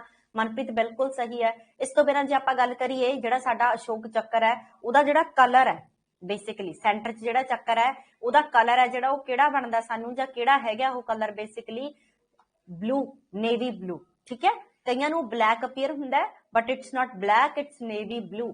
ਅੱਛਾ, ਇੱਕ ਹੋਰ ਗੱਲ ਦੱਸਦੀ ਆ, ਬਿਲਕੁਲ everyone is good, not blue, blue नहीं कह सकते, नेवी ब्लू कह सकते हैं। ठीक है, बिल्कुल गुरप्रीत कौर, वेरी गुड।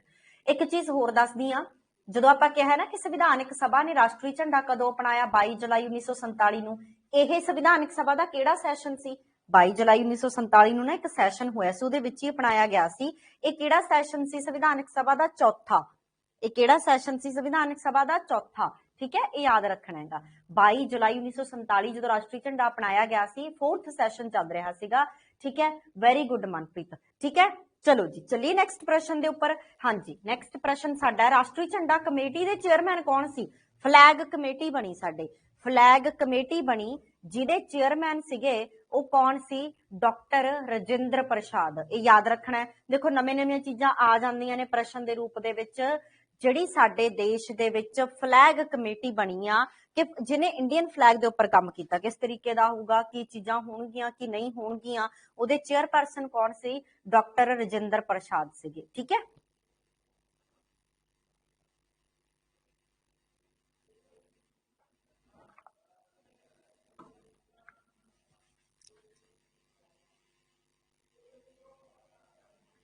चलिए नैक्सट प्रश्न ते चलो जी। हाँ जी, हुण कहंदे हेठ लिखे कथनां ते गौर करनी है ते देखना हैगा भी किहड़े-किहड़े सही ने। सही पुछिआ आपां नूं। पहला बोलिआ राष्ट्रीय झंडे दा डिजाइन 22 जुलाई 1947 नूं भारत दी संविधान सभा द्वारा अपनाया गया। सही। राष्ट्रीय झंडे दे पहिए विच 21 स्पोक्स ने। गलत। हुणे करके हटे हां 24 है। मैं तुहानूं तां ही दस्सिआ सी भी फैक्ट कई बार इस तरीके का प्रश्न बना दिंदा एग्जामिनर। राष्ट्रीय झंडे की लंबाई ते चौड़ाई का अनुपात 3:2 है, 3:4 है। गलत है। कितना है? 3:2 है या 2:3 है। मतलब हमेशा ही जो राष्ट्रीय झंडे की लंबाई या चौड़ाई ली जाती है वो किहड़ी रेशो दे विच लई जाती है?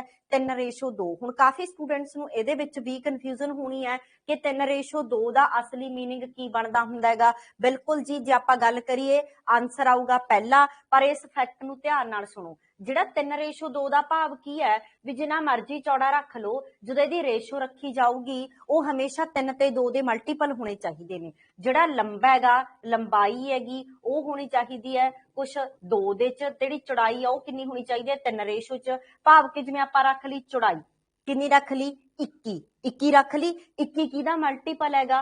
3 का मल्टीपल है। 3 7 21 हुंदा है। ते इहदी फिर लंबाई कितनी रखांगे? 2 7 कितना हुंदा हैगा?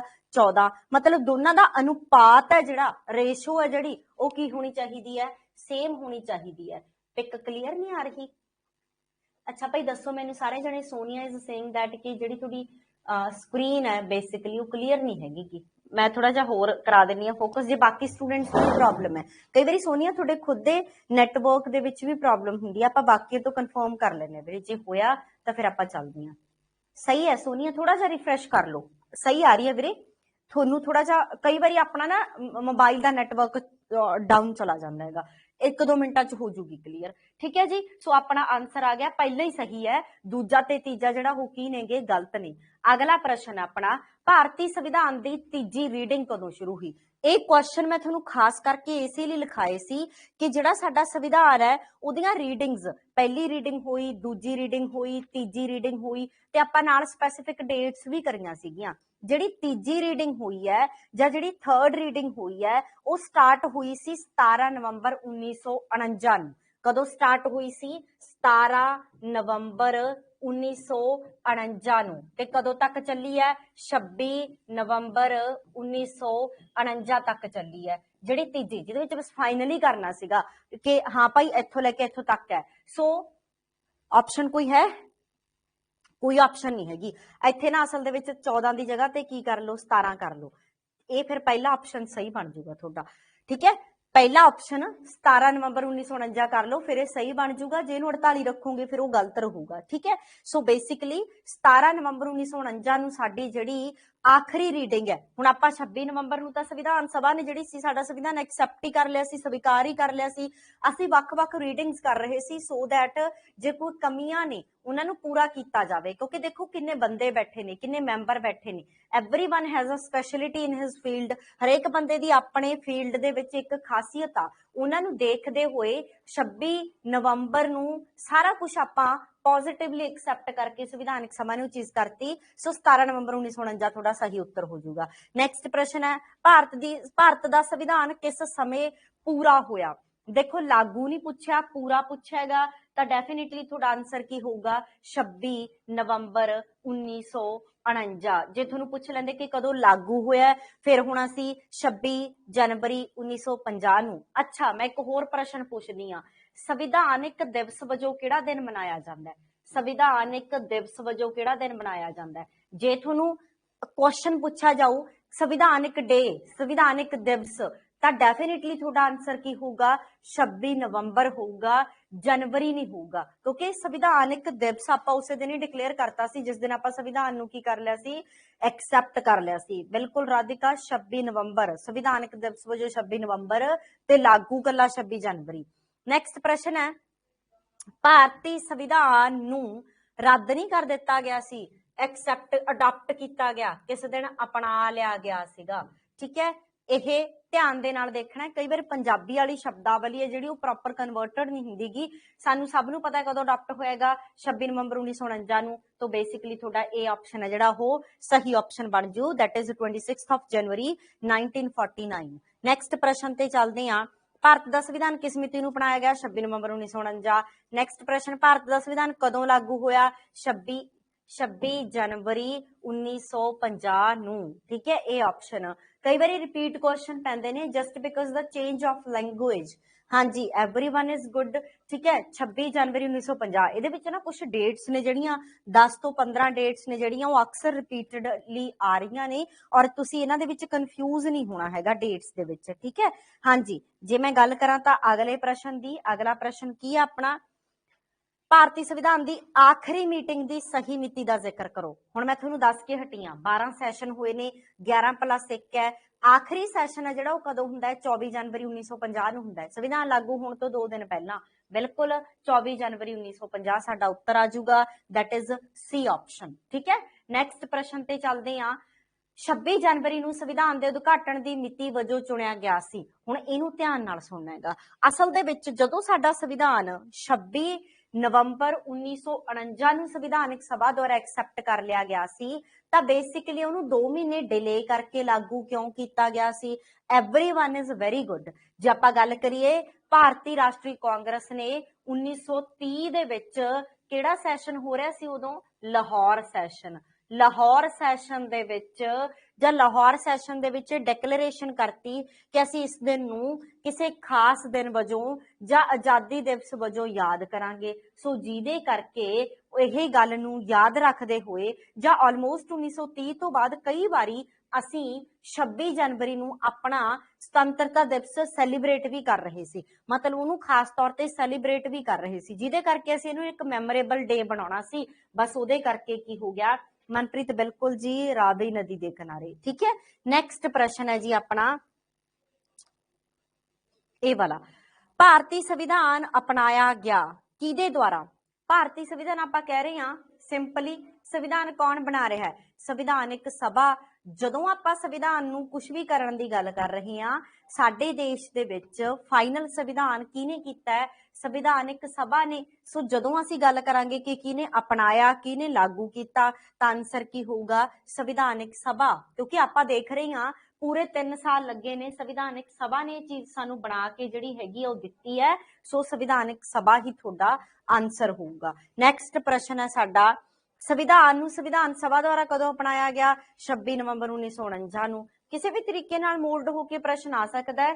ਤੁਸੀਂ ਸਿਰਫ ਕੀ ਕਰਨਾ ਹੈਗਾ, ਪ੍ਰਸ਼ਨ ਨੂੰ ਧਿਆਨ ਨਾਲ ਦੇਖਣਾ ਹੈ, ਬਸ ਕਨਸੈਪਟ ਕਲੀਅਰ ਹੈ। ਐਗਜ਼ਾਮੀਨਰ ਜਿਵੇਂ ਮਰਜ਼ੀ ਲੈਂਗੁਏਜ ਚੇਂਜ ਕਰਨ ਦੀ ਕੋਸ਼ਿਸ਼ ਕਰ ਲੇ, ਇਹ ਚੀਜ਼ ਮੈਟਰ ਹੀ ਨਹੀਂ ਕਰੂਗੀ। ਅਗਲੇ ਪ੍ਰਸ਼ਨ ਤੇ ਚੱਲਦੇ ਹਾਂ। ਭਾਰਤ ਦਾ ਸੰਵਿਧਾਨ 26 ਨਵੰਬਰ 1949 ਨੂੰ ਲਾਗੂ ਕੀਤਾ ਗਿਆ ਸੀ ਸੰਵਿਧਾਨਕ ਸਭਾ ਦੁਆਰਾ। ਸਿੰਪਲ, ਕਿਹਨੇ ਲਾਗੂ ਕਰਨਾ ਹੈ, ਕਿਹਦੀ ਜ਼ਿੰਮੇਵਾਰੀ ਹੈ, ਸੰਵਿਧਾਨਕ ਸਭਾ ਦੀ। ਹਾਂਜੀ, ਆਨਸਰ ਦੇਖ ਲਈ ਤੁਹਾਡੇ, ਇਹ ਸਹੀ ਆ, ਸਹੀ ਹੈ, ਸਹੀ ਆ। ਅਗਲਾ ਪ੍ਰਸ਼ਨ ਹੈ, ਭਾਰਤ ਦੇ ਸੰਵਿਧਾਨ ਨੂੰ ਅਪਣਾਉਣ ਅਤੇ ਲਾਗੂ ਕੀਤਾ ਗਿਆ 26 ਨਵੰਬਰ 1949 ਨੂੰ ਅਪਣਾਇਆ ਗਿਆ, 26 ਜਨਵਰੀ 1950 ਨੂੰ ਲਾਗੂ ਕੀਤਾ ਗਿਆ। ਅਡਾਪਟਡ ਐਂਡ ਇਨੈਕਟਡ ਦੋਨੋਂ ਡੇਟਸ ਹੋਣਗੀਆਂ, ਇਹ ਯਾਦ ਰੱਖ ਲਿਓ, ਠੀਕ ਹੈ। ਆਪਸ਼ਨ ਨਹੀਂ ਪਿਆ ਹੋਇਆ ਇਹਦੇ ਵਿੱਚ, ਅਸਲ ਦੇ ਵਿੱਚ ਦੋਨੋਂ ਹੀ ਡੇਟਸ ਨੇ ਜਿਹੜੀਆਂ ਇਹਦੇ ਆਨਸਰ ਦੇ ਰੂਪ ਦੇ ਵਿੱਚ ਬਣਦੀਆਂ ਨੇ। ਭਾਰਤ ਦਾ ਸੰਵਿਧਾਨ ਦਿਵਸ ਕਦੋਂ ਮਨਾਇਆ ਜਾਂਦਾ, ਉਹੀ ਪ੍ਰਸ਼ਨ ਆ ਗਿਆ। ਮੈਂ ਤੁਹਾਨੂੰ ਦੱਸਿਆ ਸੀ ਸੰਵਿਧਾਨ ਦਿਵਸ ਦੇ ਤੌਰ ਤੇ ਕਿਹੜੇ ਦਿਨ ਨੂੰ ਯਾਦ ਕੀਤਾ ਜਾਂਦਾ ਹੈ, 26 ਨਵੰਬਰ ਨੂੰ। 26 ਜਨਵਰੀ ਨੂੰ ਤਾਂ ਆਪਾਂ ਲਾਗੂ ਕਰਤਾ, ਉਹਦੇ ਦਿਨ ਤਾਂ ਆਪਾਂ ਗਣਤੰਤਰ ਦਿਵਸ ਬਣਾਉਣੇ ਆ। ਗਣਰਾਜ, ਰਾਧਿਕਾ, ਗੁਰਪ੍ਰੀਤ, ਮਨਪ੍ਰੀਤ, ਬਾਕੀ ਕਿਉਂ ਨਹੀਂ ਪਾਰਟਿਸਿਪੇਟ ਕਰ ਰਹੇ? Why you are not ਪਾਰਟਿਸਿਪੇਟਿੰਗ? Manpreet, Gurpreet, Radhika, Jasvir, ਇੱਕ ਹੋਰ ਸਟੂਡੈਂਟ ਹੈ, ਪਾਰਟਿਸਿਪੇਟ ਕਰੋ ਯਾਰ, ਵਧੀਆ, ਮਜ਼ਾ ਨਹੀਂ ਆਉਂਦਾ ਕੁਐਸਚਨ ਕਰਨ ਚ। ਨੈਕਸਟ ਹੈ, ਬੀ ਆਰ ਅੰਬੇਦਕਰ ਨੂੰ ਸੰਵਿਧਾਨ ਸਭਾ ਲਈ ਕਿੱਥੋਂ ਚੁਣਿਆ ਗਿਆ ਸੀ? ਪੱਛਮੀ ਬੰਗਾਲ।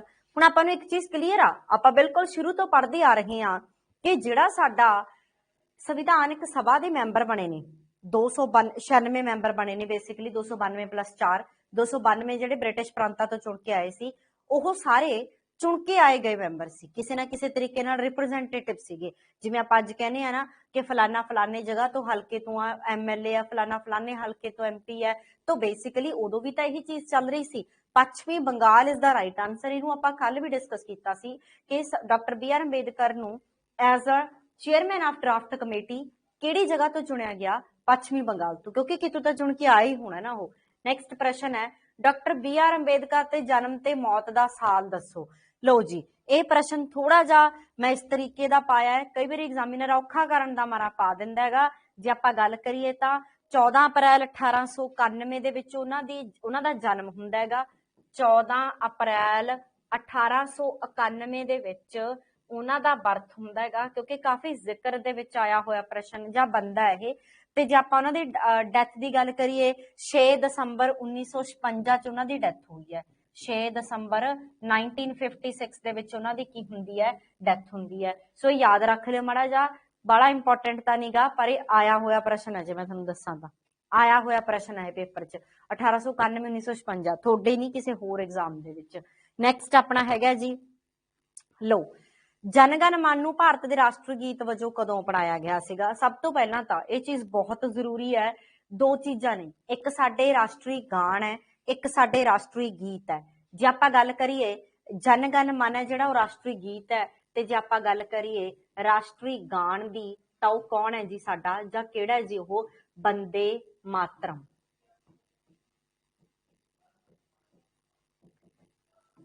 ਇਹ ਸਾਨੂੰ ਦਿੱਤਾ ਹੈ, ਰਾਸ਼ਟਰੀ ਗੀਤ ਸਾਨੂੰ ਦਿੱਤਾ ਹੈ ਕਿਹਨੇ ਜੀ? ਰਵਿੰਦਰਨਾਥ ਟੈਗੋਰ ਨੇ। ਤੇ ਇਹ ਸਾਨੂੰ ਕਿਹਨੇ ਦਿੱਤਾ ਹੈਗਾ? ਬੰਦੇ ਮਾਤਰਮ ਬੰਕਮ ਚੰਦਰ ਚਟਰਜੀ ਨੇ। ਜਿਹੜੇ ਫੈਕਟ ਲਿਖਾਉਣੀ ਹੁੰਦੀ ਆ ਇਹਨਾਂ ਨੂੰ ਨਾਲ ਲਿਖ ਲਿਆ ਕਰੋ। ਨੈਸ਼ਨਲ ਸਿੰਬਲ ਦਾ ਆਪਾਂ ਸਪੈਸ਼ਲ ਟੌਪਿਕ ਕਰਾਂਗੇ। ਜੇ ਆਪਾਂ ਗੱਲ ਕਰੀਏ ਤਾਂ ਜਨ ਗਣ ਮਨ ਨੂੰ ਸਾਡੀ ਸੰਵਿਧਾਨਕ ਸਭਾ ਨੇ 24 ਜਨਵਰੀ 1950 ਦੇ ਵਿੱਚ ਅਪਣਾ ਲਿਆ ਸੀਗਾ। 24 ਜਨਵਰੀ, 2 ਦਿਨ ਪਹਿਲਾਂ, ਸੰਵਿਧਾਨ ਸਭਾ ਜਾਂ ਸੰਵਿਧਾਨ ਲਾਗੂ ਹੋਣ ਤੋਂ 2 ਦਿਨ ਪਹਿਲਾਂ 24 ਜਨਵਰੀ 1950 ਨੂੰ ਪੜਾ ਲਿਆ ਸੀ। 24 ਜਨਵਰੀ ਵੈਰੀ ਇੰਪੋਰਟੈਂਟ ਹੈ, ਇੱਥੇ ਪਿਆ ਨਹੀਂ ਹੋਇਆ ਆਪਸ਼ਨ ਦੇ ਵਿੱਚ, ਪਰ ਜੇ ਐਗਜ਼ਾਮੀਨਰ ਤੁਹਾਨੂੰ ਆਪਸ਼ਨ ਪਾਊਗਾ ਨਾ ਦੈਟ ਇਜ਼ 24th ਆਫ ਜਨਵਰੀ ਹੋਣਾ ਚਾਹੀਦਾ ਤੇ ਹੋਊਗਾ ਵੀ ਉਹਦੇ ਵਿੱਚ। ਅੱਛਾ, ਮੈਨੂੰ ਇੱਕ ਹੋਰ ਗੱਲ ਦੱਸੋ ਕਿ ਜਿਹੜਾ ਸਾਡਾ ਨੈਸ਼ਨਲ ਐਂਥਮ ਹੈ ਉਹ ਕਿੰਨੇ ਸਮੇਂ ਦੇ ਵਿੱਚ ਗਾਉਣਾ ਜ਼ਰੂਰੀ ਹੁੰਦਾ ਹੈਗਾ? ਇਹ ਜਿਹੜਾ ਟਾਈਮ ਹੈ ਉਹ 52 ਸੈਕਿੰਡਸ ਦਾ ਹੁੰਦਾ ਹੈ, ਮਤਲਬ 52 ਸੈਕਿੰਡ ਦੇ ਵਿੱਚ ਜਿਹੜਾ ਆਪਣਾ ਨੈਸ਼ਨਲ ਐਂਥਮ ਹੈ ਉਹਨੂੰ ਆਪਾਂ ਕੰਪਲੀਟ ਕਰਨਾ ਹੁੰਦਾ ਹੈਗਾ। ਇਹ ਪਹਿਲਾਂ ਬੰਗਾਲੀ ਭਾਸ਼ਾ ਦੇ ਵਿੱਚ ਸੀ। Radhika very good, Manpreet very good. ਇਹ ਪਹਿਲਾਂ ਬੰਗਾਲੀ ਭਾਸ਼ਾ ਦੇ ਵਿੱਚ ਸੀਗਾ ਅਸਲ ਦੇ ਵਿੱਚ, ਠੀਕ ਹੈ। ਫਿਰ ਉਸ ਤੋਂ ਬਾਅਦ ਇਹਨੂੰ ਕਨਵਰਟ ਜਾਂ ਉਹਨੂੰ ਬਣਾਇਆ ਗਿਆ ਜਿਵੇਂ ਜਿਹੜਾ ਇਹ ਸੀ ਸੰਸਕ੍ਰਿਤਿਕ ਭਾਸ਼ਾ ਦੇ ਵਿੱਚ ਸੀ, ਬੰਦੇ ਮਾਤਰਮ, ਠੀਕ ਹੈ। ਕੁਛ ਇਹ ਪੁਆਇੰਟ ਯਾਦ ਰੱਖਣੇ ਨੇ। ਰਾਜ ਦਾ ਪ੍ਰਤੀਕ ਸਰਕਾਰ ਦੁਆਰਾ ਅਪਣਾਇਆ ਗਿਆ ਸੀ। State emblem was adopted by the government of India. ਪਹਿਲੀ ਗੱਲ ਤਾਂ ਸਟੇਟ ਐਂਬਲਮ ਹੈ ਕੀ? ਹਾਂਜੀ, ਸਟੇਟ ਐਂਬਲਮ ਹੈ ਕੀ, ਨਾ ਕੀ ਹੈ ਸਟੇਟ ਐਂਬਲਮ ਜਿਹਨੂੰ ਤੁਸੀਂ ਕਹਿ ਰਹੇ ਹੋਗੇ? ਹਾਂਜੀ ਦੱਸੋ। ਤਿੰਨ ਸ਼ੇਰਾਂ ਦੀ ਮੂਰਤੀ, ਚਾਰ ਹੁੰਦੇ ਨੇ, ਤਿੰਨ ਦਿਖਦੇ ਨੇ, ਠੀਕ ਹੈ एवरीवन। ਜਿਹੜੇ ਚਾਰ ਤਿੰਨ ਸ਼ੇਰਾਂ ਦੀ ਜਿੱਥੇ ਨੀਚੇ ਲਿਖਿਆ ਹੁੰਦਾ ਸਤਿਆਮੇਵ ਜयते, ਉਹ ਹੈ ਆਪਣਾ ਸਟੇਟ ਐਂਬਲਮ। ਸਟੇਟ ਐਂਬਲਮ ਜਿਹੜਾ ਹੈਗਾ ਇਹ ਅਸ਼ੋਕ ਪਿਲਰ ਸਾਰਨਾਥ ਵਾਰਾਣਸੀ ਜਿਹੜਾ ਹੈਗਾ ਉੱਥੋਂ ਲਿਆ ਗਿਆ। ਇਹ ਯਾਦ ਰੱਖਣਾ ਸਤਿਆਮੇਵ ਜयते, ਉਹ ਸਾਰਾ ਸਿਸਟਮ ਉੱਥੋਂ ਲਿਆ ਗਿਆ। ਇਹਨੂੰ ਅਡਾਪਟ ਕਦੋਂ ਕੀਤਾ ਗਿਆ? 26 ਜਨਵਰੀ 1950 ਨੂੰ। 26 ਜਨਵਰੀ 1950 ਨੂੰ ਆਪਾਂ ਸਟੇਟ ਐਂਬਲਮ ਸੀ ਉਹਨੂੰ ਅਡਾਪਟ ਕਰ ਲਿਆ। ਹਾਂਜੀ ਸਾਰਨਾਥ ਤੋਂ ਲਿਆ, ਬਿਲਕੁਲ ਵੈਰੀ ਗੁੱਡ। ਔਰ 26 ਜਨਵਰੀ 1950 ਨੂੰ ਆਪਾਂ ਨੂੰ ਅਡਾਪਟ ਕਰ ਲਿਆ, ਇਹ ਯਾਦ ਰੱਖਣਾ। ਸਤਿਆਮੇਵ ਜयते ਕਿਹੜੀ ਭਾਸ਼ਾ ਦਾ ਸ਼ਬਦ ਹੈ? ਸੰਸਕ੍ਰਿਤਿਕ ਭਾਸ਼ਾ ਦਾ ਸ਼ਬਦ ਹੈ, ਜਿਹਦਾ ਮਤਲਬ ਕੀ ਹੈ ਕਿ ਸੱਚ ਦੀ ਹਮੇਸ਼ਾ ਹੀ ਜਿੱਤ ਹੁੰਦੀ ਆ, ਇਹ ਯਾਦ ਰੱਖਣਾ ਹੈਗਾ, ਠੀਕ ਹੈ।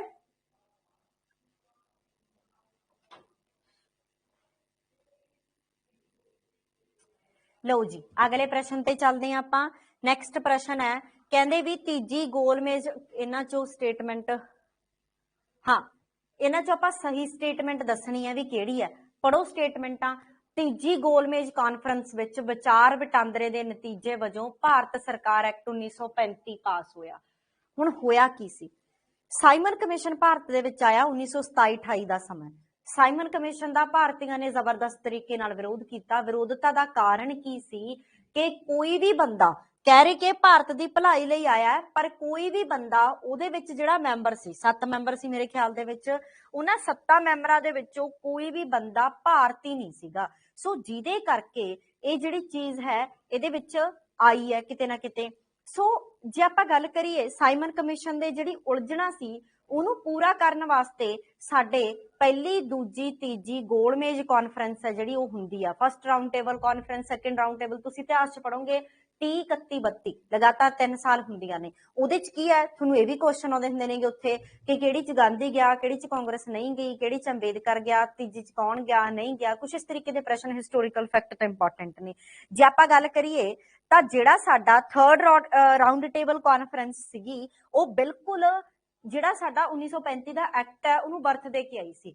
ਤੀਜੀ ਰਾਉਂਡ ਟੇਬਲ ਕਾਨਫਰੰਸ ਦਾ ਹੀ ਨਤੀਜਾ ਸੀ ਕਿ ਸਾਡੇ GOI ਐਕਟ 1935 ਆਇਆ। ਬ੍ਰਿਟਿਸ਼ਰਸ ਨੇ ਸਾਨੂੰ ਇੱਕ ਭਾਰਤ ਦੀ ਭਲਾਈ ਲਈ ਅੱਛਾ ਐਕਟ ਬਣਾ ਕੇ ਦਿੱਤਾ। ਸਾਡੀ ਮੰਗ ਸੀ ਕਿ ਸਾਨੂੰ ਹੁਣ ਆਜ਼ਾਦ ਕਰ ਦਿੱਤਾ ਜਾਵੇ, ਸਾਡੀ ਮੰਗ ਸੀ ਕਿ ਸਾਨੂੰ ਆਪਣਾ ਸੰਵਿਧਾਨ ਵਗੈਰਾ ਬਣਾਉਣ ਦਾ ਸਿਸਟਮ ਬਣਾ ਦਿੱਤਾ ਜਾਵੇ। ਉਹਨਾਂ ਨੇ ਇੱਕ ਕਲੀਅਰ ਪਿਕਚਰ ਸੀਗੀ ਜਿਹੜੀ ਸਾਡੀ ਉਹ ਸਾਨੂੰ ਬਣਾ ਕੇ ਦਿੱਤੀ। ਡੀ ਆਨਸਰ ਕੌਣ ਕਰ ਰਿਹਾ? ਪਹਿਲਾ ਆਨਸਰ ਬਿਲਕੁਲ ਸਹੀ ਹੈ ਯਾਰ, ਤੀਜੀ ਗੋਲਮੇਜ ਰਾਉਂਡ ਟੇਬਲ ਕਾਨਫਰੰਸ ਦਾ ਨਤੀਜਾ ਹੀ GOI ਐਕਟ 1935 ਸੀ। ਇਹ ਤੁਹਾਨੂੰ ਚੀਜ਼ ਸਮਝਣੀ ਪਊਗੀ। ਹਿਸਟੋਰੀਕਲ ਫੈਕਟ ਡਿਟੇਲ ਚ ਆਏ ਨਹੀਂ ਪੜ ਲੈਣਾ ਬਸ ਵੀ ਪਹਿਲੀ ਹੋਗੀ ਦੂਜੀ ਹੋਗੀ। ਹੋਇਆ ਕੀ ਪੋਲੀਟੀਕਲੀ ਉਸ ਚੀਜ਼ ਦਾ ਇੰਪੈਕਟ ਕੀ ਪਿਆ, ਠੀਕ ਹੈ, ਪਹਿਲਾ ਸਹੀ ਹੈ। ਦੂਸਰਾ ਕੀ ਹੈ?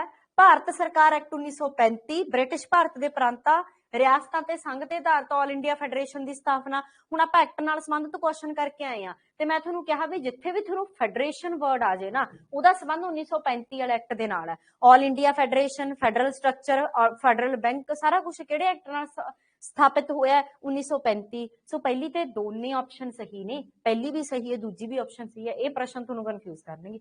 ਇਹ ਹਿਸਟੋਰੀਕਲ ਫੈਕਟ ਵੀ ਹੈ ਤੇ ਇਹ ਪੋਲੀਟੀਕਲ ਫੈਕਟ ਵੀ ਹੈ, ਠੀਕ ਹੈ ਜੀ। ਚਲੋ ਨੈਕਸਟ ਪ੍ਰਸ਼ਨ ਤੇ ਚੱਲਦੇ ਆ, ਨੈਕਸਟ ਕੁਐਸਚਨ ਤੇ ਚੱਲਦੇ ਆ। ਜੇ ਆਪਾਂ ਗੱਲ ਕਰੀਏ ਅੱਜ ਆਪਾਂ ਨਿਬੇੜ ਦੇਣਾ ਸਾਰਾ ਚੈਪਟਰ, ਲਗਭਗ 90 ਪ੍ਰਸ਼ਨ ਹੋਣਗੇ ਤੁਹਾਡੇ ਸੈਕੰਡ ਚੈਪਟਰ ਪਹਿਲੇ ਤੇ ਦੂਸਰੇ ਦੇ ਮਿਲਾ ਕੇ 100 ਜਾਂ 90 ਕੁਐਸਚਨਸ। ਇਸ ਤੋਂ ਬਾਅਦ ਬਣਦਾ ਹੀ ਨਹੀਂ ਭਾਈ, ਮੈਂ ਬਹੁਤ ਮਤਲਬ ਲੈਂਗੁਏਜ ਬਦਲ ਕੇ ਵੀ ਬਣਾਤੇ, ਇਸ ਤੋਂ ਬਾਅਦ ਕੁਐਸਚਨ ਹੀ ਨਹੀਂ ਬਣਦਾ, ਆਪਾਂ ਗੁੰਜਾਇਸ਼ ਨਹੀਂ ਛੱਡੀ ਹੈਗੀ। ਸੰਵਿਧਾਨ ਸਭਾ ਦੁਆਰਾ ਵਿੱਚ ਬਾਲਗ ਫਰੈਂਚਾਈਜ਼, ਅਡਲਟ ਫਰੈਂਚਾਈਜ਼ ਜਿਹਨੂੰ ਬਾਲਗ ਫਰੈਂਚਾਈਜ਼ ਨਹੀਂ ਬਾਲਗ ਮਤ ਅਧਿਕਾਰ ਕਹਿੰਦੇ ਹੋ ਅੱਜ ਕੱਲ ਆਪਾਂ। ਬਾਲਗ ਮਤ ਅਧਿਕਾਰ ਕੀ ਹੁੰਦਾ? ਯੂਨੀਵਰਸਲ ਅਡਲਟ ਫਰੈਂਚਾਈਜ਼ ਦਾ ਕੀ ਮਤਲਬ ਹੈ? ਤੁਹਾਨੂੰ ਮਾਸਟਰ ਕੇਡਰ ਦੇ ਵਿੱਚ ਪ੍ਰਸ਼ਨ ਆਇਆ ਹੋਇਆ ਸੀ ਯੂਨੀਵਰਸਲ ਅਡਲਟ ਫਰੈਂਚਾਈਜ਼ ਦਾ ਮਤਲਬ ਕੀ ਹੈ ਕਿ ਸਾਡੇ ਦੇਸ਼ ਦੇ ਵਿੱਚ 18 ਸਾਲ ਤੋਂ ਉੱਪਰ ਜਿਹੜੇ ਵੀ ਬੰਦੇ ਨੇ, ਆਪਾਂ ਕਹਿੰਦੇ ਨੇ ਨਾਬਾਲਗ ਹੈ ਬਾਲਗ ਹੈ, ਬਾਲਗ ਭਾਵ ਕੇ 18 ਸਾਲ ਤੋਂ ਉੱਪਰ, ਨਾਬਾਲਗ ਭਾਵ ਕੇ ਨੀਚੇ, ਅਡਲਟਸ ਕਹਿ ਦਿੰਦੇ ਆ। ਇਹਨੂੰ ਮੁਲਤਵੀ ਕਰਨ ਦੀ ਵਕਾਲਤ ਕੀਤੀ ਗਈ ਸੀ। Deferment of adult franchise for 15 years for advocated in constitution assembly by. ਅੱਛਾ ਉਹ ਪਹਿਲਾਂ 15 ਸਾਲਾਂ ਦੇ ਫॉर 15 ਇਅਰਸ। ਹਾਂ ਕਹਿੰਦੇ ਵੀ ਜਿਹੜਾ ਇਹ ਬਾਲਗ ਵਾਲਾ ਸਿਸਟਮ ਹੈ ਨਾ, ਬਾਲਗ ਨਾਬਾਲਗ ਵਾਲਾ ਸਿਸਟਮ, ਇਹਨੂੰ 15 ਸਾਲਾਂ ਦੇ ਲਈ ਡਿਫਰੀਮੈਂਟ ਕੀਤਾ ਗਿਆ, ਠੀਕ ਹੈ। ਇਹ ਕਿਹਦੇ ਦੁਆਰਾ ਕਿਹਾ ਗਿਆ ਜਾਂ ਕਿਹਦੇ ਦੁਆਰਾ ਇਹਦੀ ਵਕਾਲਤ ਕੀਤੀ ਗਈ ਇਸ ਚੀਜ਼ ਦੀ, ਠੀਕ ਹੈ, ਕਿਹਦੇ ਦੁਆਰਾ ਜੀ ਕੋਈ ਦੱਸ ਸਕਦਾ?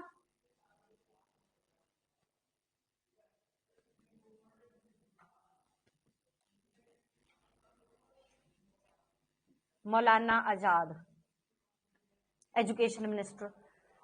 ਹੁਣ ਇਹਦਾ ਹੋਇਆ ਕੀ ਸੀ ਇਹ ਸਿਸਟਮ ਤੇ ਨਾ ਨਹਿਰੂ ਤਾਂ ਸਪੋਰਟ ਕਰ ਰਿਹਾ ਸੀ। ਨਹਿਰੂ ਨੇ ਤਾਂ ਉਦੋਂ ਕਹਿਤਾ ਸੀ 1938 ਦੇ ਵਿੱਚ ਜਿਹੜਾ ਨਹਿਰੂ ਆਨਸਰ ਦੇਖੋ ਦਿਮਾਗ ਸ਼ਾਰਪਲੀ ਖੋਲ ਕੇ ਬੈਠਣਾ ਇਹ ਚੀਜ਼ਾਂ ਤੁਹਾਨੂੰ ਪਤਾ ਨੇ ਆਲਰੇਡੀ। ਨਹਿਰੂ ਕਿਵੇਂ ਆਪਸ਼ਨ ਹੋ ਸਕਦੀ ਹੈ? ਨਹਿਰੂ ਬਿਲਕੁਲ ਨਹੀਂ ਹੋ ਸਕਦੀ। ਨਹਿਰੂ ਨੇ ਤਾਂ 1938 ਦੇ ਵਿੱਚ ਕਿਹਾ ਹੈਗਾ ਕਿ ਜਿਹੜੀ ਸਾਡੀ ਸੰਵਿਧਾਨਕ ਸਭਾ ਬਣੂਗੀ ਉਹਦੀ ਚੋਣ ਦਾ ਆਧਾਰ ਕੀ ਹੋਣਾ ਚਾਹੀਦਾ? ਬਾਲਗ ਮਤ ਅਧਿਕਾਰ ਹੋਣਾ ਚਾਹੀਦਾ। 18 ਸਾਲ ਤੋਂ ਉੱਤੇ ਵਾਲਾ ਬੰਦਾ ਵੋਟ ਪਾ ਕੇ ਸੰਵਿਧਾਨ ਸਭਾ ਦੇ ਮੈਂਬਰਾਂ ਨੂੰ ਚੁਣੂਗਾ। ਫਿਰ ਨਹਿਰੂ ਅਪੋਜ਼ ਕਿਵੇਂ ਕਰ ਸਕਦਾ ਇਸ ਚੀਜ਼ ਦਾ? 15 ਇਅਰਸ ਦੇ ਲਈ ਉਹਨੂੰ ਡਿਲੇ ਕੀਤਾ ਗਿਆ। ਮੌਲਾਨਾ ਆਜ਼ਾਦ ਨੇ ਕਿਹਾ ਸੀ ਆ ਰਜਿੰਦਰ ਪ੍ਰਸਾਦ ਤੇ ਨਹਿਰੂ ਨੇ ਤਾਂ ਇਹ ਤੇ ਜ਼ੋਰ ਲਾਇਆ ਸੀ ਕਿ ਹੋਣਾ ਚਾਹੀਦਾ ਨਾ ਕਿ ਨਹੀਂ ਹੋਣਾ ਚਾਹੀਦਾ। ਇਹ ਦੋ ਬੰਦੇ ਤਾਂ ਇਹਦੇ ਫੇਵਰ ਚ ਸੀ ਕਿ ਇਹਦੀ ਅਡਾਪਸ਼ਨ ਸਟਰੋਂਗਲੀ ਹੋਣੀ ਚਾਹੀਦੀ ਹੈ। ਸਾਡੇ ਦੇਸ਼ ਦੇ ਵਿੱਚ ਜੇ ਚੋਣਾਂ ਦਾ ਸਿਸਟਮ ਲਾਗੂ ਹੁੰਦਾ ਅਡਲਟ ਫਰੈਂਚਾਈਜ਼ ਪ੍ਰੋਪਰ ਸਟਰੋਂਗਲੀ ਹੋਣੀਆਂ ਚਾਹੀਦੀਆਂ ਨੇ। ਮੌਲਾਨਾ ਆਜ਼ਾਦ ਇਹਦੇ ਫੇਵਰ ਚ ਨਹੀਂ ਸੀਗਾ। ਇਹ ਤਾਂ ਦੋਨੇ ਬੰਦੇ ਦੇ ਫੇਵਰ ਚ ਸੀਗੇ। ਨੈਕਸਟ ਪ੍ਰਸ਼ਨ ਹੈ ਸਾਡਾ ਹੇਠ ਦਿੱਤੇ ਵਿੱਚੋਂ ਕਿਸਨੇ ਸਲਾਹ ਦਿੱਤੀ ਕਿ ਭਾਰਤ ਦੀ ਆਜ਼ਾਦੀ ਤੋਂ ਬਾਅਦ ਭਾਰਤੀ ਰਾਸ਼ਟਰੀ ਕਾਂਗਰਸ ਨੂੰ ਇੱਕ ਸਿਆਸੀ ਪਾਰਟੀ ਵਜੋਂ ਭੰਗ ਕਰ ਦਿੱਤਾ ਜਾਣਾ ਚਾਹੀਦਾ ਹੈ? ਚੱਕੋ ਜੀ। ਕੌਣ ਕਹਿੰਦਾ ਆ ਵੀ ਜਿਹੜੀ ਆਈਐਨਸੀ ਹੋਗੀ ਬਹੁਤ ਹੋਗੀ, ਜਦੋਂ ਸਾਨੂੰ ਆਜ਼ਾਦੀ ਮਿਲ ਗਈ ਇਹ ਸਿਆਸੀ ਪਾਰਟੀ ਨਹੀਂ ਹੋਣੀ ਚਾਹੀਦੀ। ਕਿਉਂਕਿ ਆਪਾਂ ਇੱਕ ਚੀਜ਼ ਦੇਖਿਆਗਾ ਕਿ ਕਾਂਗਰਸ ਨੇ ਸੰਵਿਧਾਨਕ ਸਭਾ ਦੀਆਂ ਚੋਣਾਂ ਦੇ ਵਿੱਚ ਹਿੱਸਾ ਲਿਆ ਤੇ ਕਾਫੀ ਸਾਰੀਆਂ ਵੋਟਾਂ ਵੀ ਐਕਵਾਇਰ ਕੀਤੀਆਂ ਨੇ। ਉਦੋਂ ਇਹ ਪੋਲੀਟੀਕਲ ਪਾਰਟੀਆਂ ਵਜੋਂ ਕੰਮ ਕਰ ਰਹੇ ਸੀ। ਮੁਸਲਿਮ ਲੀਗ ਹੋ ਗਿਆ, ਕਾਂਗਰਸ ਹੋ ਗਿਆ। ਅੱਛਾ ਕਿਹਨੇ ਕਿਹਾ ਇਹ ਚੀਜ਼?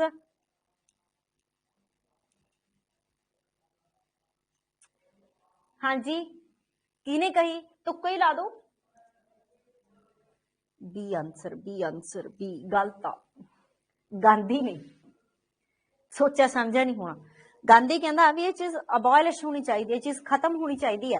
ਠੀਕ ਹੈ, ਮਤਲਬ ਗਾਂਧੀ ਦਾ ਇਹ ਸੀਗਾ ਕਿ ਜਿਹੜੀ ਆਈਐਨਸੀ ਬਣਾਈ ਗਈ ਹੈ ਨਾ ਇਹ ਸਿਰਫ ਆਜ਼ਾਦੀ ਲੈਣ ਲਈ ਬਣਾਈ ਗਈ ਸੀਗੀ ਪਾਰਟੀ। ਕਿਉਂਕਿ ਸਾਨੂੰ ਪਤਾ ਹੈ 1885 ਦੇ ਵਿੱਚ ਏਓ ਹਿਊਮ ਸਾਰਾ ਥੋੜਾ ਹਿਸਟੋਰੀਕਲ ਫੈਕਟ ਹੈ। ਜਦੋਂ ਚੀਜ਼ ਬਣੀ ਉਹਦੇ ਵਿੱਚ ਸਾਨੂੰ ਭਾਰਤੀਆਂ ਨੂੰ ਇੱਕ ਇਹੋ ਜਿਹੀ ਪਾਰਟੀ ਇੱਕ ਇਹੋ ਜਿਹੀ organisation we didn't demand for the party. ਅਸੀਂ ਕੋਈ ਪਾਰਟੀ ਲਈ ਡਿਮਾਂਡ ਨਹੀਂ ਕੀਤੀ ਸੀ। ਆਕੀ ਅਸੀਂ ਇੱਕ ਅਜਿਹੀ ਸੰਸਥਾ ਲਈ ਡਿਮਾਂਡ ਕੀਤੀ ਸੀ ਜਿਹੜੀ ਕੀ ਕਰੂਗੀ ਸਾਡਾ ਅੱਗੇ ਜਾ ਕੇ ਆਜ਼ਾਦੀ ਦੇ ਲਈ ਸਾਥ ਦੇਊਗੀ। ਹੁਣ ਸਾਡਾ ਕੋਈ ਰਿਪਰੈਜ਼ੈਂਟੇਟਿਵ ਨਹੀਂ ਹੁੰਦਾ ਸੀ। ਜੇ ਭਾਰਤੀਆਂ ਨੇ ਕੋਈ ਗੱਲ ਕਹਿਣੀ ਹੈ ਕੋਈ ਗੱਲ ਦੇਖਣੀ ਹੈ ਤਾਂ ਅੰਗਰੇਜ਼ਾਂ ਕੋਲ ਹੁਣ ਅਸੀਂ ਸਾਰੇ ਉੱਠ ਕੇ ਤਾਂ ਜਾ ਨਹੀਂ ਸਕਦੇ ਸੀ। ਸੋ ਬ੍ਰਿਟਿਸ਼ਨਸ ਨੇ ਹੀ ਇੱਕ ਫੇਵਰ ਕਰਦੇ ਹੋਏ ਭਾਰਤੀ ਰਾਸ਼ਟਰੀ ਕਾਂਗਰਸ ਜਿਹੜੀ ਇੱਕ ਸੰਸਥਾ ਬਣਾਈ ਸੀ ਕਿ ਤੁਸੀਂ ਇਸ ਦੇ ਤਹਿਤ ਆਪਣੀਆਂ ਮੰਗਾਂ ਆਪਣਾ ਸਿਸਟਮ ਰੱਖ ਸਕਦੇ ਹੋ। ਤੇ ਜਦੋਂ ਆਜ਼ਾਦੀ ਮਿਲ ਗਈ ਗਾਂਧੀ ਕਹਿੰਦਾ ਇਹ ਚੀਜ਼ ਖਤਮ ਹੋਣੀ ਚਾਹੀਦੀ ਹੈ ਬਿਕਾਜ਼ ਆਈਐਨਸੀ ਦਾ ਪਰਪਸ ਸਿਰਫ ਆਜ਼ਾਦੀ ਲੈਣਾ ਸੀ। ਇਹ ਪੋਲੀਟੀਕਲ ਪਾਰਟੀ ਵਜੋਂ ਅੱਗੇ ਨਹੀਂ ਜਾਣੀ ਚਾਹੀਦੀ। ਇਹ ਮਹਾਤਮਾ ਗਾਂਧੀ ਜੀ ਨੇ ਕਹੀ ਗਈ ਕਹਿ ਲੋ ਕਿ ਸ਼ਬਦ ਸੀ ਜੋ ਇਸ ਚੀਜ਼ ਦੇ ਫੇਵਰ ਚ ਸੀ। ਭਾਰਤ ਦੀ ਵੰਡ ਵੇਲੇ ਆਈਐਨਸੀ ਦਾ ਪ੍ਰਧਾਨ ਕੌਣ ਸੀ? Very very important. ਵਾਇਸਰॉय ਕੌਣ ਸੀ? ਬਾਅਦ ਚੋਂ ਕੌਣ ਸੀ? ਪਹਿਲਾਂ ਕੌਣ ਸੀ? ਬਹੁਤ ਇੰਪੋਰਟੈਂਟ ਹੈ। ਆਈਐਨਸੀ ਦਾ ਪ੍ਰਧਾਨ ਇੰਡੀਅਨ ਨੈਸ਼ਨਲ ਕਾਂਗਰਸ ਦਾ ਪ੍ਰਧਾਨ ਜਦੋਂ ਸਾਡੇ ਦੇਸ਼ ਦੀ ਵੰਡ ਹੋਈ ਆ J B Kripalani. Jasveer very good. J B Kripalani ਜਦੋਂ ਹੋਈ ਆ ਨਾ ਵੰਡ ਆਈਐਨਸੀ ਦਾ ਪ੍ਰਧਾਨ ਸੀ ਉਦੋਂ 1947 ਦੇ ਵਿੱਚ। ਇੰਡੀਅਨ ਨੈਸ਼ਨਲ ਕਾਂਗਰਸ ਦਾ ਹਿਸਟੋਰੀਕਲ ਪੱਖ ਤੋਂ ਵੀ ਬਹੁਤ ਇੰਪੋਰਟੈਂਟ ਆ ਔਰ ਪੋਲੀਟੀਕਲ ਪੱਖ ਤੋਂ ਵੀ। ਨੈਕਸਟ ਪ੍ਰਸ਼ਨ ਹੈ ਕਹਿੰਦੇ ਮੈਂ ਅੰਗਰੇਜ਼ੀ ਚ ਪੜ੍ਹਦੀ ਹਾਂ ਮੈਨੂੰ ਲੱਗਦਾ ਹੈ ਪੰਜਾਬੀ ਚ ਘੱਟ ਹੀ ਸੁਧਾਰਿਆ ਹੋਣਾ question. In their nationalist reaction, the founding fathers of Indian Constitution tended to minimize the importance of minority interest and emotion. This view is credited to। ठीक है, ਕਹਿੰਦੇ ਕਿ ਰਾਸ਼ਟਰਵਾਦੀ ਪ੍ਰਤੀਕਿਰਿਆ ਵਿੱਚ ਭਾਰਤੀ ਸੰਵਿਧਾਨ ਦੇ ਮੋਢੀ ਪਿਤਾ ਘੱਟ ਗਿਣਤੀ ਦੇ ਹਿੱਤਾਂ ਤੇ ਭਾਵਨਾਵਾਂ ਦੇ ਮਹੱਤਵ ਨੂੰ ਘੱਟ ਤੋਂ ਘੱਟ ਕਰਨ ਲਈ ਝੁਕਦੇ ਸਨ। ਇਸ ਦ੍ਰਿਸ਼ ਨੂੰ ਜਿਸ ਚੀਜ਼ ਨੂੰ ਕੀ ਇਹਦਾ ਕ੍ਰੈਡਿਟ ਕਿਹਨੂੰ ਜਾਂਦਾ? ਹੁਣ ਦੇਖੋ ਅੰਗਰੇਜ਼ ਨੇ ਸਾਰੇ ਕਹਿੰਦੇ ਵੀ ਜਦੋਂ ਸਾਡੀ ਆਜ਼ਾਦੀ ਹੋਈ ਉਦੋਂ ਮਿਨੋਰਿਟੀ ਦੇ ਕਨਸੈਪਟ ਨੂੰ ਲੈ ਕੇ ਜਿਹੜੇ ਭਾਰਤੀ ਸੀ ਨਾ ਉਹ ਕਿਤੇ ਨਾ ਕਿਤੇ ਡਗਮਗਾ ਰਹੇ ਸੀਗੇ। ਇਹ ਚੀਜ਼ ਕਿਹੜੇ ਬੰਦੇ ਨੇ ਕਹੀ ਆ? ਹਾਂਜੀ ਇਹ ਬੰਦਾ ਮਿਨੋਰਿਟੀਜ਼ ਦੀ ਪ੍ਰੋਟੈਕਸ਼ਨ ਕਰਨਾ ਚਾਹੁੰਦਾ ਸੀ। ਉਹ ਕਹਿੰਦਾ ਸੀ ਕਿ ਜਿਹੜੇ ਕਾਂਗਰਸੀ ਜਾਂ ਭਾਰਤੀ ਨੇ ਉਹਨਾਂ ਨੂੰ ਇੱਕ ਚੀਜ਼ ਇਹੋ ਜਿਹਾ ਸਟੈਪ ਜ਼ਰੂਰ ਲੈਣਾ ਚਾਹੀਦਾ ਹੈ ਜਿਹਦੇ ਬੇਸਿਸ ਤੇ ਜਿਹੜੇ ਮਿਨੋਰਿਟੀਜ਼ ਨੇ ਉਹ ਪ੍ਰੋਟੈਕਟ ਰਹਿਣ। ਕਿਉਂਕਿ ਉਹਨਾਂ ਨੂੰ ਪਤਾ ਸੀ ਕਿ ਮਿਨੋਰਿਟੀਜ਼ ਦਾ ਜਲੂਸ ਨਿਕਲੀ ਜਾਂਦਾ ਹੈ। ਮੁਸਲਮਾਨ ਅੱਡ ਸੈਪਰੇਟ ਹੋ ਕੇ ਕਿਉਂ ਗਏ ਨੇ? ਬਿਕਾਜ਼ ਉਹ ਮੈਜੋਰਿਟੀ ਦੇ ਵਿੱਚ ਸੇਫ ਨਹੀਂ ਫੀਲ ਕਰ ਪਾ ਰਹੇ ਸੀ। ਇਹ ਸ਼ਬਦ ਨੇ ਆਈਵਰ ਜੇਂਗਿਸ ਦੇ। ਆਈਵਰ ਜੇਂਗਿਸ ਤੇ ਇਹ ਬੰਦੇ ਨੇ ਕਿਹਾ ਕਿ ਤੁਹਾਨੂੰ ਮਿਨੋਰਿਟੀ ਤੇ ਧਿਆਨ ਦੇਣਾ ਚਾਹੀਦਾ ਹੈ ਜੇ ਤੁਸੀਂ ਕੁਝ ਇਸ ਤਰੀਕੇ ਦਾ ਦੇਸ਼ ਚਾਹੁੰਦੇ ਹੋ ਤਾਂ। ਨੈਕਸਟ ਪ੍ਰਸ਼ਨ ਹੈ ਸੰਵਿਧਾਨ ਸਭਾ ਕਾਂਗਰਸ ਸੀ ਤੇ ਕਾਂਗਰਸ ਭਾਰਤ ਸੀ। ਸਿੰਪਲ। ਮੈਂ ਪਹਿਲਾਂ ਵੀ ਪ੍ਰਸ਼ਨ ਪਾਇਆ ਹੋਇਆ ਹੈ ਕਿਤੇ ਮੇਰੇ ਖਿਆਲ ਚ YouTube ਤੇ ਜਿਹੜਾ ਆਪਾਂ ਕਰਦੇ ਨਾ ਸੈਸ਼ਨ ਉਹਦੇ ਚ ਆਸਟਨ ਨੇ ਕਿਹਾ ਸੀ ਕਹਿੰਦੇ ਸੰਵਿਧਾਨ ਸਭਾ ਕੁਝ ਨਹੀਂ ਸੀ। ਮੈਜੋਰਿਟੀ ਕਿਹਦੀ ਸੀ ਸੰਵਿਧਾਨ ਸਭਾ ਦੇ ਵਿੱਚ? ਕਾਂਗਰਸ ਦੀ। ਤੇ ਕਾਂਗਰਸ ਕੀ ਸੀ? ਬਿਲਕੁਲ ਵੈਰੀ ਗੁੱਡ ਜਿਹੜੇ ਆਨਸਰ ਕਰ ਰਹੇ ਨੇ। ਕਾਂਗਰਸ ਭਾਰਤ ਤੇ ਕਹਿੰਦੇ ਸੰਵਿਧਾਨ ਸਭਾ ਕਾਂਗਰਸ ਸੀ, ਬਸ ਇਹੀ ਚੀਜ਼ ਹੈ। ਤੇ ਇਹ ਚੀਜ਼ ਸਹੀ ਵੀ ਸੀ, ਆਸਟਨ ਦਾ ਅੰਦਾਜ਼ਾ ਸਹੀ ਸੀ। ਸੰਵਿਧਾਨ ਸਭਾ ਕਾਂਗਰਸ ਹੀ ਕਹਿ ਸਕਦੇ ਹਾਂ। ਮੈਜੋਰਿਟੀ ਸੀਟਾਂ ਕੌਣ ਲਈ ਬੈਠੀ ਸੀ? ਕਾਂਗਰਸ। ਹੁਣ ਦੇਖੋ ਦੋ ਪਾਰਟੀਆਂ ਉੱਥੇ ਆਈਆਂ, ਆਈਐਨਸੀ ਆਇਆ, ਮੁਸਲਿਮ ਲੀਗ ਆਇਆ। ਮੁਸਲਿਮ ਲੀਗ ਨੇ ਤਾਂ ਸੰਵਿਧਾਨ ਸਭਾ ਦੇ ਵਿੱਚ ਪਾਰਟੀਸਪੇਟ ਹੀ ਨਹੀਂ ਕਰਿਆ। ਜਦੋਂ ਉਹਨਾਂ ਦਾ 1947 ਵਿੱਚ ਵੰਡ ਹੋ ਕੇ ਅੱਡ ਨੇਸ਼ਨ ਬਣਾਤਾ, ਉਹਦਾ ਸੰਵਿਧਾਨ ਸਭਾ ਚ ਬੈਠੇ ਹੀ ਨਹੀਂ। ਹੁਣ ਸਾਰੀ ਕਾਂਗਰਸ ਬੈਠੀ ਹੈ, ਇਹ ਕਹਿਣਾ ਵਾਜਿਬ ਹੈ ਸੰਵਿਧਾਨ ਸਭਾ ਕਾਂਗਰਸ ਸੀ ਤੇ ਕਾਂਗਰਸ ਭਾਰਤ ਸੀ। ਤੁਸੀਂ ਆਪ ਸੋਚੋ 1947 ਤੋਂ ਲੈ ਕੇ 87-88 ਤੱਕ 40 ਸਾਲ 30 ਸਾਲ 40 ਸਾਲ ਲਗਾਤਾਰ ਸਾਡੇ ਦੇਸ਼ ਦੇ ਵਿੱਚ ਕਾਂਗਰਸ ਪ੍ਰਧਾਨ ਮੰਤਰੀ ਰਹੇਗਾ। ਬਿਲਕੁਲ ਇਹ ਚੀਜ਼ ਕਹਿਣੀ ਸਹੀ ਹੈ, ਵਾਜਿਬ ਹੈ। ਆਸਟਨ ਨੇ ਇਹ ਚੀਜ਼ ਕਹੀ। ਕਿਸ ਨੇ ਕਿਹਾ ਭਾਰਤ ਇੱਕ ਅਰਧ ਸੰਘੀ ਰਾਜ ਹੈ, ਕੁਆਜ਼ੀ ਫੈਡਰਲ ਹੈ। ਅੱਛਾ, ਇਹ ਕਨਸੈਪਟ ਬਹੁਤ ਇੰਪੋਰਟੈਂਟ ਹੈ। ਕੀ ਭਾਰਤ ਇੱਕ ਕੁਆਜ਼ੀ ਫੈਡਰਲ ਹੈ? ਇਹ ਚੀਜ਼ ਦੱਸੋ। ਕੇਸੀ ਵੀਅਰ ਨੇ, ਇਹ ਕੇਸੀ ਕਿੱਥੇ ਨਹੀਂ, ਕੇਸੀ ਵੀਅਰ, ਠੀਕ ਹੈ। ਇਹ ਗੂਗਲ ਨਾ ਟ੍ਰਾਂਸਲੇਟ ਗਲਤ ਕਰ ਦਿੰਦਾ ਕਈ ਵਾਰੀ, ਵੇਅਰ ਸਮਝ ਗਿਆ ਉਹ। ਕੇਸੀ ਵੇਅਰ ਨੇ ਕਿਹਾ ਕਿ ਭਾਰਤ ਇੱਕ ਅਰਧ ਸੰਘੀ ਰਾਜ ਹੈ ਤੇ ਚੀਜ਼ 'ਚ ਕੋਈ ਸ਼ੱਕ ਸ਼ੰਕਾ ਨਹੀਂ ਹੈਗੀ। ਭਾਰਤ ਇੱਕ ਅਰਧ ਸੰਘੀ ਆ, ਪ੍ਰੋਪਰ ਸੰਘੀ ਨਹੀਂ ਹੈਗਾਗਾ। ਜਿਵੇਂ ਆਪਾਂ ਫੈਡਰਲ ਸਟਰਕਚਰ ਕਹਿੰਦੇ ਆ ਕਿ ਸਾਡੇ ਦੇਸ਼ ਦੇ ਵਿੱਚ ਫੈਡਰਲ ਹੈ, ਪਰ ਆਪਾਂ ਫੈਡਰਲ ਕਹਿ ਨਹੀਂ ਸਕਦੇ। ਸਾਡੇ ਦੇਸ਼ ਦੇ ਵਿੱਚ ਸੰਘਾਤਮਕ ਸ਼ਾਸਨ ਪ੍ਰਣਾਲੀ ਹੈ, ਪ੍ਰੋਪਰ ਨਹੀਂ ਹੈਗਾ। ਜੇ ਸੰਘਾਤਮਕ ਸ਼ਾਸਨ ਪ੍ਰਣਾਲੀ ਹੁੰਦੀ, ਪਾਵਰ ਦੋ ਹਿੱਸਿਆਂ 'ਚ ਇੱਕੋ ਜਿਹੀ ਵੰਡੀ ਹੁੰਦੀ, ਉਨੇ ਸਬਜੈਕਟ ਸਟੇਟ ਨੂੰ ਦਿੱਤੇ ਹੁੰਦੇ, ਉਨੇ ਸਬਜੈਕਟ ਸੈਂਟਰ ਨੂੰ ਦਿੱਤੇ ਹੁੰਦੇ। ਪਰ ਆਪਾਂ ਕਹਿੰਦੇ ਆ ਕੁਆਜ਼ੀ ਹੈ। ਕੁਆਜ਼ੀ ਦਾ ਮਤਲਬ ਹੁੰਦਾ ਅਰਧ ਹੈ, ਅੱਧਾ ਹੈ, ਜਿਹਦੇ ਵਿੱਚ ਪਾਵਰਫੁਲ ਜ਼ਿਆਦਾ ਕਿਹਨੂੰ ਬਣਾਇਆ ਗਿਆ? ਕੇਂਦਰ ਨੂੰ ਬਣਾਇਆ ਗਿਆ। ਇਹਨੂੰ ਆਪਾਂ ਅੱਗੇ ਜਾ ਕੇ ਫਰਦਰ ਬਹੁਤ ਅੱਛੇ ਤਰੀਕੇ ਨਾਲ ਡਿਸਕਸ ਕਰਾਂਗੇ ਟੌਪਿਕ ਵਾਈਜ਼। ਆਜ਼ਾਦੀ ਤੋਂ ਪਹਿਲਾਂ ਦੇ ਦਿਨਾਂ ਵਿੱਚ ਭਾਰਤੀ ਸੰਵਿਧਾਨ ਦਾ ਵਿਚਾਰ ਕਿਸ ਨੇ ਸ਼ੁਰੂ ਵਿੱਚ ਪੇਸ਼ ਕੀਤਾ ਸੀ? ਅੱਛਾ ਜੀ, ਆ ਗਿਆ ਉਹੀ ਬੰਦਾ ਜਿਹਦੇ ਬਾਰੇ ਤੁਸੀਂ ਜਾਣਦੇ ਹੋ। ਕੌਣ ਹੈ? ਐਮ.ਐਨ. ਰॉय। ਜੇ ਤਾਂ ਪਾਰਟੀ ਹੈ ਫਿਰ ਸਵਰਾਜ ਪਾਰਟੀ ਹੈ, ਜੇ ਬੰਦਾ ਤਾਂ ਐਮ.ਐਨ. ਰॉय। 1934 ਐਮ.ਐਨ. ਰॉय, ਵੈਰੀ ਗੁੱਡ। ਕਮਿਊਨਿਸਟ ਪਾਰਟੀ ਦਾ ਹੈਡ ਸੀ। ਇਹ ਕਹਿੰਦਾ ਸੰਵਿਧਾਨ ਸਭਾ ਬਣਨੀ ਚਾਹੀਦੀ ਹੈ। ਆਈਡੀਆ ਵਾਸ ਰਿਪਰੈਜ਼ੈਂਟਡ ਬਾਈ ਐਮ.ਐਨ. ਰॉय। ਨੈਕਸਟ ਪ੍ਰਸ਼ਨ, ਇਸ ਤੰਤਰ ਇੱਛਾ ਦੁਆਰਾ ਖਤਮ ਕੀਤੇ ਜਾਣ ਲਈ ਇੱਕ ਸਮਝੌਤਾ ਹੈ। ਪੰਡਿਤ ਦਾ ਉਪਰੋਕਤ ਬਿਆਨ ਕਿਸ ਦਾ ਹਵਾਲਾ ਦਿੰਦੇ ਹਨ? ਮਾੜਾ ਜਿਹਾ ਅੰਗਰੇਜ਼ੀ ਚ ਪੜ੍ਹਦੇ ਆ। It is an agreement by free will to be terminated by free will। हाँ, आ याद रखना, यही आऊ ਤੁਹਾਨੂੰ as it is word ਆਊਗਾ ਇਹ as it is, ਕਿਉਂਕਿ ਜਦੋਂ ਸਟੇਟਮੈਂਟਸ ਕਹੀਆਂ ਜਾਂਦੀਆਂ ਨੇ ਨਾ ਉਹ ਬਦਲੀਆਂ ਨਹੀਂ ਜਾਂਦੀਆਂ ਪੰਜਾਬੀ ਤੇ ਇੰਗਲਿਸ਼ ਦੇ ਹਿਸਾਬ ਨਾਲ, ਠੀਕ ਹੈ। ਸੋ ਇਹ ਚੀਜ਼ ਕਿਹਨੇ ਕਹੀ ਹੈ? ਕਹਿੰਦੇ ਵੀ ਐਗਰੀਮੈਂਟ ਹੈ ਇੱਕ ਇੱਛਾ ਦੇ ਨਾਲ ਕਿ ਫ੍ਰੀ ਵਿਲ ਨੂੰ ਟਰਮੀਨੇਟ ਕੀਤਾ ਜਾਵੇ, ਠੀਕ ਹੈ। ਕਿਹਨੇ? ਨਹਿਰੂ ਨੇ। ਕਿਹਦੇ ਉਹਦੇ ਚ ਕਿਹਾ? Indian association with the commonwealth of nations, ਰਾਸ਼ਟਰਮੰਡਲ ਦੇ ਨਾਲ ਭਾਰਤ ਦੀ association, Indian association with the commonwealth of nations. Commonwealth ਦਾ ਆਪਾਂ ਹਿੱਸਾ ਬਣ ਚੁੱਕੇ ਹਾਂ ਜਾਂ ਬਣ ਰਹੇ ਹਾਂ, 1945 ਤੋਂ ਚੱਲ ਰਹੀ, ਠੀਕ ਹੈ। ਅਗਲੇ ਪ੍ਰਸ਼ਨ ਦੀ ਮੜਿਆ ਧਿਆਨ ਨਾਲ ਪੂਰੇ ਕਰਦੀ ਆਪਾਂ, ਇੱਕ ਦੋ ਰਹਿ ਗਏ ਆਪਣੇ, ਸਮਾਂ ਹੈਗਾ ਆਪਣੇ ਕੋਲੇ, ਹਾਂ ਹੈਗਾ। ਚਲੋ ਜੀ, ਕਹਿੰਦੇ ਹਾਂ ਆਹ ਬੜਾ ਇੰਪੋਰਟੈਂਟ ਆ ਯਾਰ, ਮੈਂ ਮਸਾ ਲੱਭ ਕੇ ਪ੍ਰਸ਼ਨ ਪਾਇਆ ਸੀਗਾ, ਪਾਤਾ ਸ਼ੁਕਰਾ ਟਾਈਪਿੰਗ ਵਾਲਿਆਂ ਨੇ। ਭਾਰਤੀ ਸੰਵਿਧਾਨ ਵਿੱਚ ਕਿੰਨੀਆਂ ਮਹਿਲਾ ਮੈਂਬਰ ਸਨ? ਇਹ ਦੱਸੋ। ਭਾਰਤੀ ਸੰਵਿਧਾਨ ਵਿੱਚ ਨਹੀਂ, ਸੰਵਿਧਾਨਕ ਸਭਾ ਦੇ ਵਿੱਚ ਟੋਟਲ ਕਿੰਨੀਆਂ ਮਹਿਲਾ ਮੈਂਬਰ ਸੀਗੀਆਂ? This is 15 ladies. ਹੁਣ ਦੇਖੋ ਧਿਆਨ ਦੇ ਨਾਲ ਸੁਣੋ, 1909 ਦੇ ਵਿੱਚ 15 very good. There is new student 5473 new. ਦੇਖੋ ਜਿਹੜੇ ਨਾ ਲੈਕਚਰਰ ਕੇਡਰ ਵਾਲੇ ਸਟੂਡੈਂਟਸ ਨੇ, ਮਾਸਟਰ ਕੇਡਰ ਵਾਲੇ ਸਟੂਡੈਂਟਸ ਨੇ, ਥੋੜੇ ਚੈਪਟਰ ਸੇਮ ਨਹੀਂ, ਸੇਮ ਓਪਨ ਕਰਨਾ, ਸੇਮ ਲੈਵਲ ਹੈ। 60% ਸਿਲੇਬਸ ਜਿਹੜਾ ਸੇਮ ਹੈ, ਜਿਹੜਾ 40% ਲੈਕਚਰਰ ਕੇਡਰ ਵਾਲਾ ਦਾ ਸਿਲੇਬਸ ਆ ਉਹ UPSC ਲੈਵਲ ਦਾ ਸਿਲੇਬਸ ਹੈ, ਠੀਕ ਹੈ। ਤਾਂ ਬੇਸਿਕਲੀ ਉਹਨੂੰ ਵੀ ਆਪਾਂ ਸ਼ੁਰੂ ਕਰਦੇ ਹਾਂ ਅਗਲੇ ਹਫਤੇ ਤੋਂ ਡੈਫੀਨੇਟਲੀ, ਪਰ ਤੁਹਾਨੂੰ ਇੱਥੇ ਸਟਰੋਂਗ ਕਮਾਂਡ ਬਣਾਉਣੀ ਪਊਗੀ ਕਿਉਂਕਿ 60 ਤੋਂ 70% ਪੇਪਰ ਹੈ ਜਿਹੜਾ ਤੁਹਾਡਾ ਇਹਨਾਂ ਦੇ ਵਿੱਚੋਂ ਆਊਗਾ, ਇਹਨਾਂ ਟੌਪਿਕਸ ਦੇ ਵਿੱਚੋਂ ਜਿਹੜੇ ਮਾਸਟਰ ਕੇਡਰ ਨਾਲ ਰਿਲੇਟਡ ਨੇ। ਮੈਂ ਨਾ ਤੁਹਾਡਾ ਸਿਲੇਬਸ ਦੇਖਿਆ, ਉਹਦੇ ਵਿੱਚ ਇੱਕ ਟੌਪਿਕ ਉਹ ਹੈ, ਇੱਕ ਟੌਪਿਕ ਜਿਹੜੇ ਲੈਕਚਰਰ ਕੇਡਰ ਵਾਲੇ ਸਟੂਡੈਂਟਸ ਨੇ, ਇੱਕ ਟੌਪਿਕ ਜਿਹੜਾ UPSC ਮੇਨਸ ਦੇ ਵਿੱਚ ਸਿਲੇਬਸ ਹੁੰਦਾ। ਮੇਰੇ ਕੋਲੇ ਨਾ ਪੋਲੀਟੀਕਲ ਸਾਇੰਸ ਆਪਸ਼ਨਲ ਆ, ਜਿਹਦੇ ਬੇਸਿਸ ਤੇ ਇਹ ਸਾਰਾ ਸਿਲੇਬਸ ਉਹ ਹੈ ਜਿਹੜਾ ਅਸੀਂ ਉਸ ਟਾਈਮ ਪੜ੍ਹਿਆ ਸੀਗਾ। ਘੈਂਟ ਵਾਲਾ ਸਿਲੇਬਸ ਹੈ, ਭਾਵ ਕਿ ਬੇਕਾਰ ਸਿਲੇਬਸ ਨਹੀਂ ਹੈਗਾ। ਹਾਂਜੀ, ਹਾਊ ਮੈਨੀ ਵਿਮਨ ਮੈਂਬਰ? 15। ਕੌਣ ਕੌਣ? ਸਵਾਮੀਨਾਥਨ, ਐਨੀ, ਸਰੋਜਨੀ ਨਾਇਡੂ, ਹਨਾ। ਚਲੋ ਸਾਰਿਆਂ ਦੇ ਨਾਂ ਤਾਂ ਕੀ ਲੈਣੇ ਨੇ, ਚੇਤਾ ਕ੍ਰਿਪਲਾਨੀ, ਵਿਜੇ ਲక్ష్ਮੀ ਪੰਡਤ, ਸਿਆਣੀਆਂ ਬੁੜੀਆਂ ਕਹਿ ਲੋ ਕਿ ਸਾਰੀਆਂ ਸੀਗੀਆਂ। 15। ਨੈਕਸਟ ਪ੍ਰਸ਼ਨ ਹੈ, ਰਾਜ ਅਤੇ ਕੇਂਦਰ ਸਰਕਾਰ ਤੋਂ the states and the central government derive the power from. ਜਿਹੜੇ ਸਾਡੇ ਰਾਜ ਨੇ ਜਾਂ ਜਿਹੜਾ ਸਾਡਾ ਸੈਂਟਰ ਹੈ ਉਹ ਕਿੱਥੋਂ ਪਾਵਰ ਪ੍ਰਾਪਤ ਕਰਦਾ? ਕੌਣ ਪਾਵਰ ਦਿੰਦਾ ਉਹਨਾਂ ਨੂੰ? ਸਾਡਾ ਸੰਵਿਧਾਨ। ਸਾਡੇ ਦੇਸ਼ ਦੇ ਵਿੱਚ ਸਭ ਤੋਂ ਉੱਚ ਕੌਣ ਹੈ? ਭਾਰਤ ਦਾ ਸੰਵਿਧਾਨ, ਜੋ ਸੰਵਿਧਾਨ 'ਚ ਲਿਖਿਆ ਹੈ। ਨਾ ਅਸੀਂ ਰਾਸ਼ਟਰਪਤੀ ਦੀ ਮੰਨਦੇ ਆ, ਨਾ ਅਸੀਂ ਸੁਪਰੀਮ ਕੋਰਟ ਦੀ ਮੰਨਦੇ ਆ, ਨਾ ਅਸੀਂ ਪ੍ਰਧਾਨ ਮੰਤਰੀ ਦੀ ਮੰਨਦੇ ਆ। ਕਾਨੂੰਨ ਸਿਖਰ ਤੇ ਹੈ, ਜੋ ਕਾਨੂੰਨ ਕਹਿ ਰਿਹਾ ਉਹ ਆਖਰੀ ਹੈ। ਸੋ ਭਾਰਤ ਦਾ ਸੰਵਿਧਾਨ ਦਿੰਦਾ ਇਹਨਾਂ ਨੂੰ ਪਾਵਰ, ਠੀਕ ਹੈ। ਮੁੱਕ ਗਏ। ਚਲੋ ਇਹ ਪ੍ਰਸ਼ਨ ਦੀ ਪੀਡੀਐਫ ਹੈ ਜਿਹੜੀ ਮੈਂ ਤੁਹਾਨੂੰ ਹੁਣੇ ਪ੍ਰੋਵਾਈਡ ਕਰਾ ਦੂੰਗੀ। ਅੱਛਾ, ਮੈਨੂੰ ਇੱਕ ਕਮੈਂਟ ਸੈਕਸ਼ਨ ਦੇ ਵਿੱਚ ਜਾ ਕੇ ਦੱਸੋ ਕਿ ਜਿਹੜੇ ਪੁਰਾਣੇ ਪ੍ਰਸ਼ਨ ਨੇ ਉਹਨਾਂ ਦੀ ਪੀਡੀਐਫ ਮਿਲ ਗਈ। ਅੱਜ ਤੱਕ ਲਗਭਗ ਤੁਹਾਡੇ 100 ਪ੍ਰਸ਼ਨ ਹੋ ਗਏ ਜਿਹੜੇ ਮੈਂ ਡਿਟੇਲ ਦੇ ਵਿੱਚ ਕਰਵਾ ਵੀ ਦਿੱਤੇ। ਪਹਿਲੇ ਤੇ ਦੂਜੇ ਚੈਪਟਰ ਨੂੰ ਮਿਲਾ ਕੇ 100 ਪ੍ਰਸ਼ਨ ਨੇ ਜਿਹੜੇ ਆਪਾਂ ਕਰ ਚੁੱਕੇ ਆ। ਸੋਨੀਆ ਮਿਲੀ ਨਹੀਂ ਹੈਗੀ ਪੀਡੀਐਫ, ਨਹੀਂ ਮਿਲੀ ਹੈਗੀ ਕੰਟੈਂਟ ਦੇ ਵਿੱਚ, ਮੈਂ ਹੁਣੇ ਚੈੱਕ ਕਰਦੀ ਆਂਗੀ। ਪੀਡੀਐਫ ਪਵਾਉਣੀ ਆ ਮੈਂ ਹੁਣੇ, ਤੁਹਾਨੂੰ ਮਿਲ ਜੂਗੀ। 100 ਪ੍ਰਸ਼ਨ ਹੈ ਜਿਹੜਾ ਉਹਨੂੰ ਆਪਦੇ ਕੋਲੇ ਸੰਭਾਲ ਕੇ ਰੱਖ ਲਿਓ। ਠੀਕ ਹੈ, ਮਿਲ ਗਿਆ ਮੈਨੂੰ ਤੁਹਾਡੀ ਨੂੰ, ਮੈਂ ਹੁਣੇ ਪਵਾਉਣੀ ਆਂਗੀ। ਪਹਿਲਾ ਕੰਮ ਹੀ ਇਹ ਕਰਦੀ ਆਂਗੀ। ਠੀਕ ਹੈ ਦਿਦਾਰ, ਆਹ ਮਿਲਾ ਕੇ ਇਹਨਾਂ ਦੇ 42 ਕੁਐਸਚਨ ਅੱਜ ਸੀ, 45 ਕੁਐਸਚਨ ਹੁੰਦੇ ਨੇ, 90 ਪਲੱਸ ਕੁਐਸਚਨ ਬਣਦੇ ਨੇ। ਇਹਦੀ ਪੀਡੀਐਫ ਬਣਾ ਕੇ ਗਰੁੱਪ 'ਚ ਪਾ ਦੇ, ਕਿਸੇ ਨੂੰ ਨਹੀਂ ਮਿਲੀ ਹੋਈ। ਲਾਈਵ ਐਪ ਤੇ ਪਾਉਣੇ ਹੁੰਦੇ ਨਾ ਆਪਾਂ ਕੰਟੈਂਟ ਦੇ ਵਿੱਚ ਪੀਡੀਐਫ, ਪਾ ਦੇ ਵੀਰ ਬਣ ਕੇ। ਜਵਾਕ ਵੇਟ ਕਰੀ ਜਾਂਦੇ ਨੇ ਇਹਦੀ ਤੇ ਇਦੋਂ ਪਹਿਲਾਂ ਵਾਲੇ ਜਿਹੜੇ ਸੀਗੇ। ਸਮਝਿਆ? ਸਮਝ ਗਏ ਪੱਕਾ? ਹੁਣੇ ਹੀ ਪਾਉਣਾ ਫਿਰ। ਠੀਕ ਹੈ, ਲੈ ਭਾਈ ਹੁਣ ਤੁਹਾਡੇ ਸਾਹਮਣੇ ਕਹਿਤਾ।